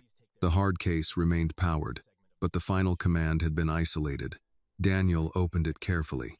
Inside was the missing control unit, storage drives, and a phone displaying a live call to Richard Vale's private number. The technician turned his face away. Daniel photographed everything before touching the phone. "This is enough," he said. Annie looked at the stage above them. "Enough to stop him? Enough to arrest him?" "That isn't what I asked." Daniel understood. The evidence could remove Richard from Red Valley, but Annie wanted the people upstairs to see what he had done. She did not want the truth reduced to a private settlement or a quiet resignation. "I want it on the screen," she said. Daniel considered the active connection to the presentation system. "We can route the files from here." "Will Richard know?" "Not until Charles gives the signal." Above them, Richard returned to the microphone. "Mr. Whitmore, the agreement is ready." Daniel spoke into his radio. "We have the device and the second technician. Evidence is intact." Charles answered quietly through the earpiece. "Stand by." An advisor entered the crawl space carrying a navy blazer. "Mr. Whitmore's team thought Miss Brooks might want this before she appears." Annie looked at the clean jacket, then at her dusty work clothes. "No." The advisor seemed uncertain. "There are cameras. That's why I'm keeping these on. These clothes may not present the right image." Annie took her jacket back from Daniel and put it on. Her father's old badge rested beside her own temporary Red Valley card. "These are the clothes I wore when they threw me out," she said. "They're the same clothes I wore when I saved what they were trying to steal." Daniel handed the evidence drive to the presentation technician he trusted. Annie followed them toward the side entrance to the stage. Through the curtain, she saw Richard smiling beside the unsigned contract. Charles stood across from him with a pen in his hand. Reporters raised cameras. Board members leaned forward. Richard placed one finger beside the signature line. Charles lowered the pen. The tip stopped less than an inch above the paper. Behind the hall, state police and federal agents moved into position. Then Charles raised his head and looked toward the stage manager. That was the signal. The main doors opened. The main doors opened before Charles's pen touched the paper. State police entered first, followed by federal agents and members of Daniel's security team. Conversations stopped. Camera shutters began clicking before anyone understood what was happening. Richard's hand remained beside the signature line. "What is this?" he asked. Charles placed the pen on the table. "The part of the agreement you hoped I would never read." 2 agents moved toward the stage. Richard stepped back. but his expression stayed controlled. There must be some misunderstanding. No, Charles said. The misunderstanding was mine. I believed you were helping me acquire Red Valley. He turned toward the screen behind the stage. The Agrinova logo disappeared. Video from Daniel's body camera filled the display. It showed the hidden seed vault beneath Greenhouse 4, the technicians in gray coveralls, the syringes inserted into storage trays, and the black device connected to the server. The room erupted in questions. Richard looked toward the projection booth. Turn that off. No one moved. Charles addressed the board. This facility was removed from the digital inventory before the acquisition. Its samples were being damaged, while Red Valley's research data was transferred to an outside server. A board member rose. Who authorized the transfer? Charles nodded toward the screen. The video changed to the command log Annie had copied from the maintenance terminal. Richard Vale's administrator account appeared beside the remote wipe order. Richard shook his head. An account name proves nothing. Anyone with system access could have copied my credentials. Daniel entered from the side of the stage with the recovered hard case. Behind him, 2 officers escorted the escaped technician into the hall. The man kept his head down. Daniel placed the case on the table but did not open it. This was recovered beneath the stage less than 10 minutes ago, he said. It contains the control unit removed from the vault, copies of Red Valley's research files, and a phone connected to Mr. Vale's private number. Richard faced Charles. Your security director is manufacturing a case because he failed to control a dismissed employee. Charles did not respond. He gave another signal. An email chain appeared on the screen. Each message connected Richard to executives and contractors working through Agrinova. The correspondence described Red Valley's research as recoverable assets and its experienced workforce as legacy exposure to be removed before transfer. A second file showed payments routed through Midwest Industrial Services. A third contained instructions to alter temperature records and relabel damaged samples after the contract was signed. Richard looked toward the representatives from Agrinova. You know nothing about this? Their lead attorney stood. Agrinova denies authorizing any illegal activity. We will cooperate with investigators. You paid the contractors. We will address that through counsel. Richard's restraint began to break. He pointed at Charles. You are destroying this transaction based on claims from an 18-year-old laborer who was fired yesterday. The side curtain opened. Annie stepped onto the stage in her work clothes. Dust still marked her sleeves. Her father's old Red Valley badge rested beside her temporary employee card. Some reporters turned their cameras toward her. Others began asking her name. Richard laughed, but the sound carried no confidence. This is your source? He asked Charles. A child who cleaned irrigation trenches for 4 months? Annie stopped near the edge of the table. I cleaned the places your executives never entered, she said. That's why I saw what they missed. You saw what you wanted to see after losing your job. I reported the pressure changes before I was fired. According to whom? According to the supervisor, you moved to another shift. Richard glanced toward the rear of the hall.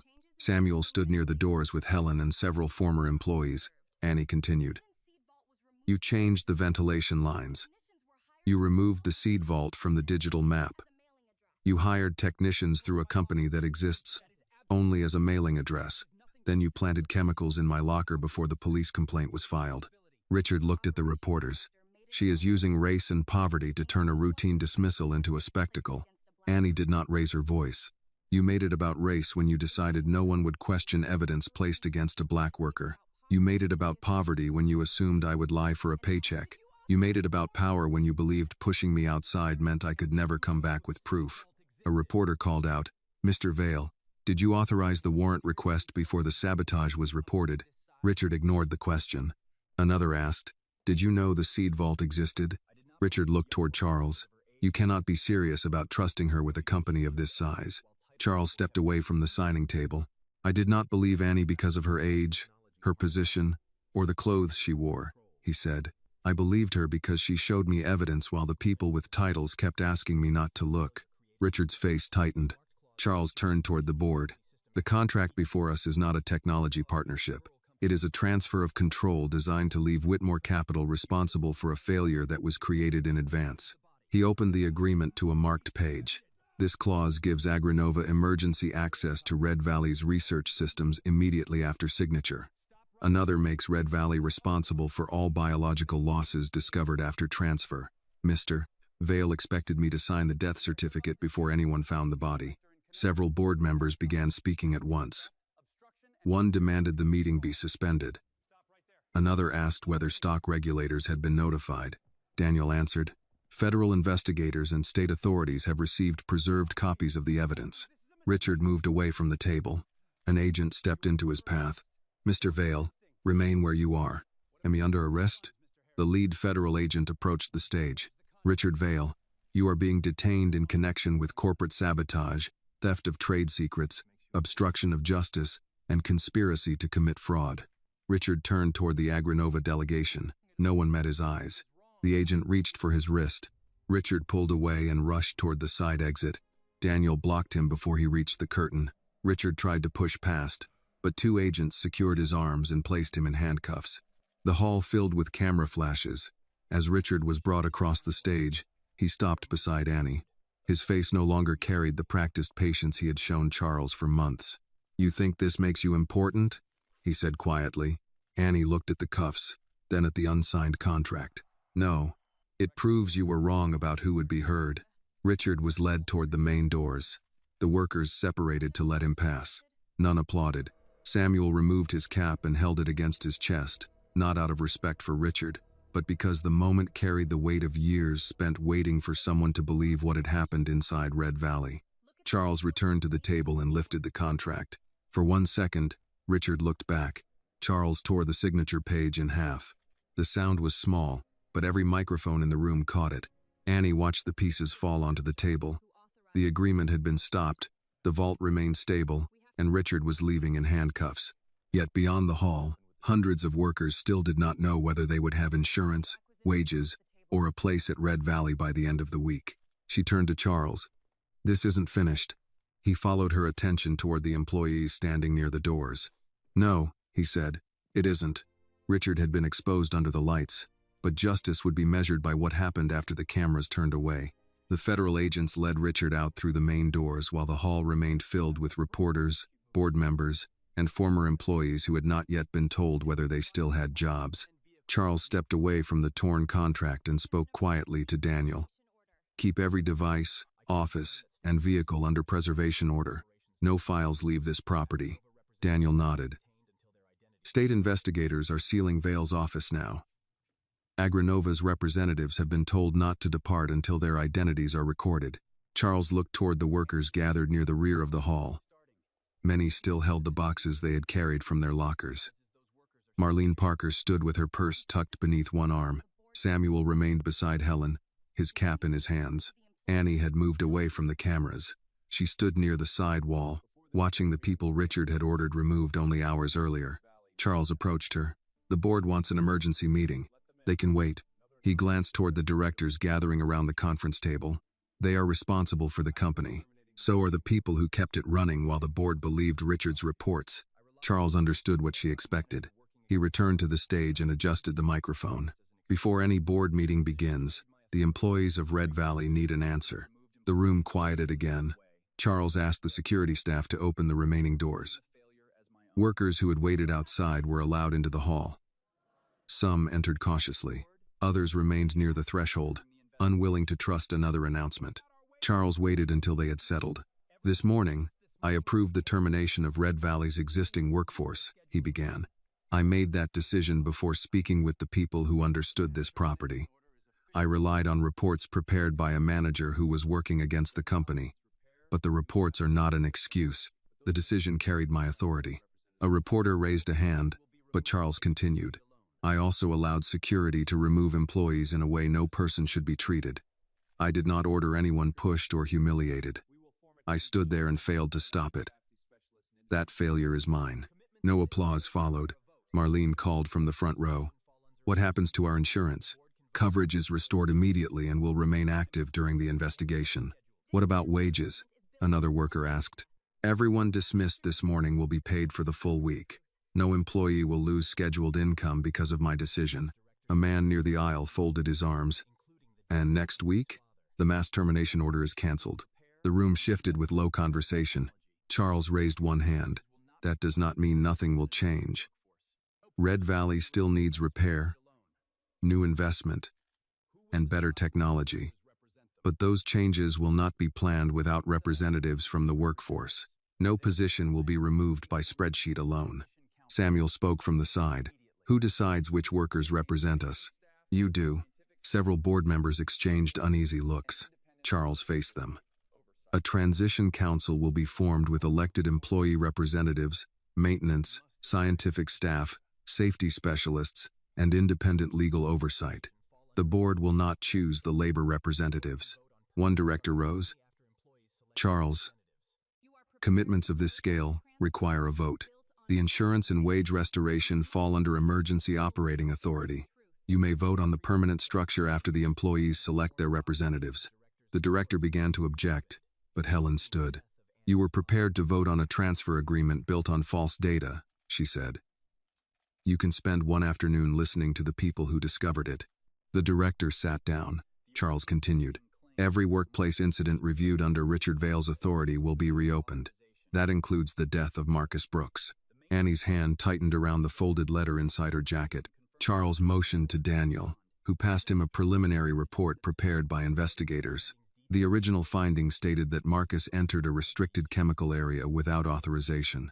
The maintenance logs, dispatch record, and recorded conversation recovered today show he was ordered to respond after warning management that the installed valve was unsafe. Ruth Brooks had entered the hall without Annie noticing.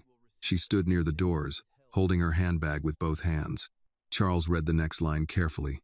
Until the formal investigation is complete, Red Valley withdraws the claim that Marcus Brooks caused the accident through misconduct. His personnel record will be corrected, and his family will receive all compensation withheld under that finding.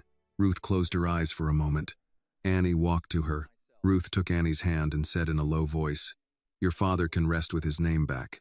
Annie could not answer immediately. She leaned close enough for Ruth's shoulder to steady her, then turned back toward the stage. Charles had waited. When Annie faced him, he said, "There is one more matter." A Whitmore Capital advisor approached with a prepared statement. Charles glanced at it, then set it aside. Red Valley nearly lost its seed research, operating data, and financial future because its leadership ignored the people closest to the work. Annie Brooks prevented that loss. Cameras turned toward her. Annie remained beside Ruth. Charles continued, "I intend to appoint Annie as acting executive director of Red Valley's operations and worker safety transition."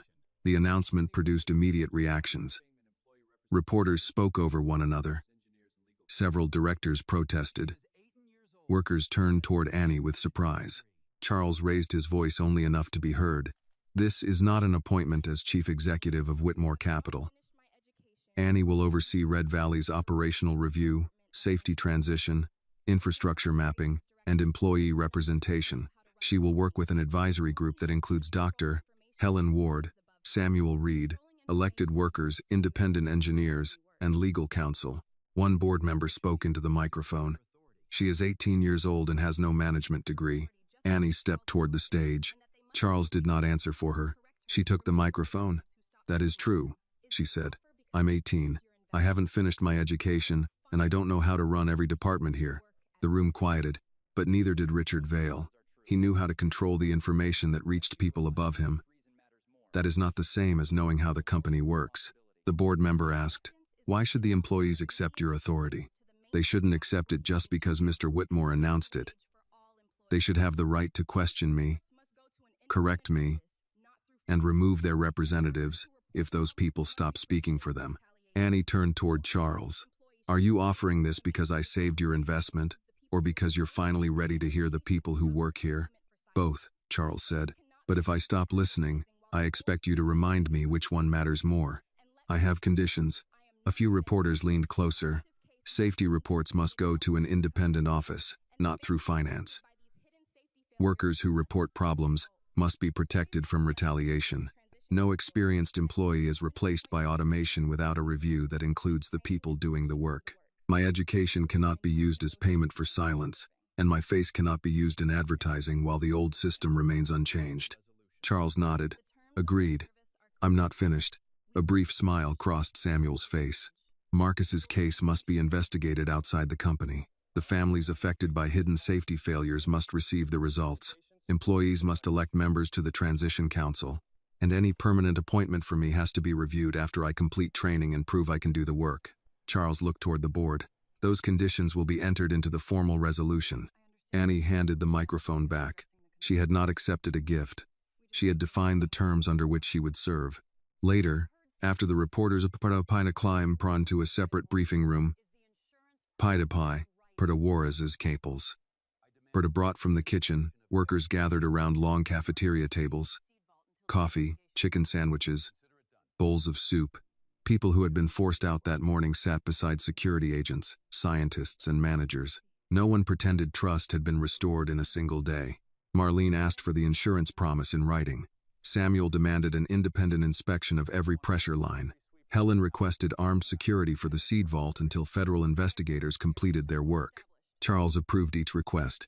As evening approached, he found Annie near the main gate. The tools scattered there that morning had been placed inside her metal box. He handed it to her. "I owe you more than an appointment. You owe a lot of people more than that." "I know." Annie took the box. Beyond the fence, the fields had gone dark. The buildings behind them remained active as investigators, maintenance workers, and scientists began the work Richard had tried to stop. Charles asked, "Will you take the position?" Annie looked back at Red Valley. "I'll take it for the transition." "That sounds temporary." "It is. Authority should have to prove itself too." Charles nodded.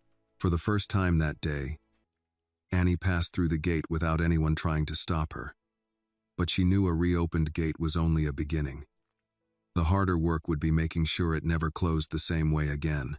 By early April, the ground around Red Valley had softened enough to hold fresh tire tracks. Snowmelt had drained from the service roads, and the first green shoots appeared along the edges of the fields. The old company had not returned. Too much had changed for that. The seed vault now operated under independent monitoring. Safety reports went to an office outside the financial chain of command. Every major repair required signatures from engineering, maintenance, and an elected worker representative. The digital property map had been rebuilt using records from Helen, Samuel, and crews who had spent decades moving through the site. Marcus Brooks's hand-drawn map hung in a glass case inside the new training center. The paper remained creased, with faded pencil lines crossing beneath Greenhouse 4.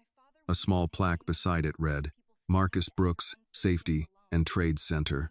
Knowledge carries responsibility." Annie had refused a larger dedication. "My father wouldn't want his name on a building if people still had to enter unsafe rooms alone," she had told Charles. The rule was written into the new safety policy. No employee could be ordered into a hazardous area without a second trained worker. Active monitoring, and the right to stop the job without punishment. Annie divided her time between Red Valley and evening classes at a community college outside Des Moines. She had completed her high school equivalency exam in February and begun courses in agricultural systems and industrial safety. Her office was a converted conference room near the maintenance floor, not the executive suite Richard had used. The door usually remained open. A whiteboard covered one wall with repair schedules, training dates, and questions no one had answered yet. She had learned quickly that finding a hidden vault was simpler than managing people who disagreed over budgets, overtime, and equipment.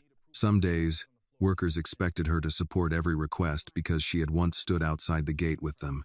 Some executives expected her to approve every delay because she now carried a management title. She did neither. When she did not know something, she asked. When she made a wrong decision, she corrected it before someone else had to carry the cost. That morning, she stood beside an irrigation control station with Samuel and 3 engineers.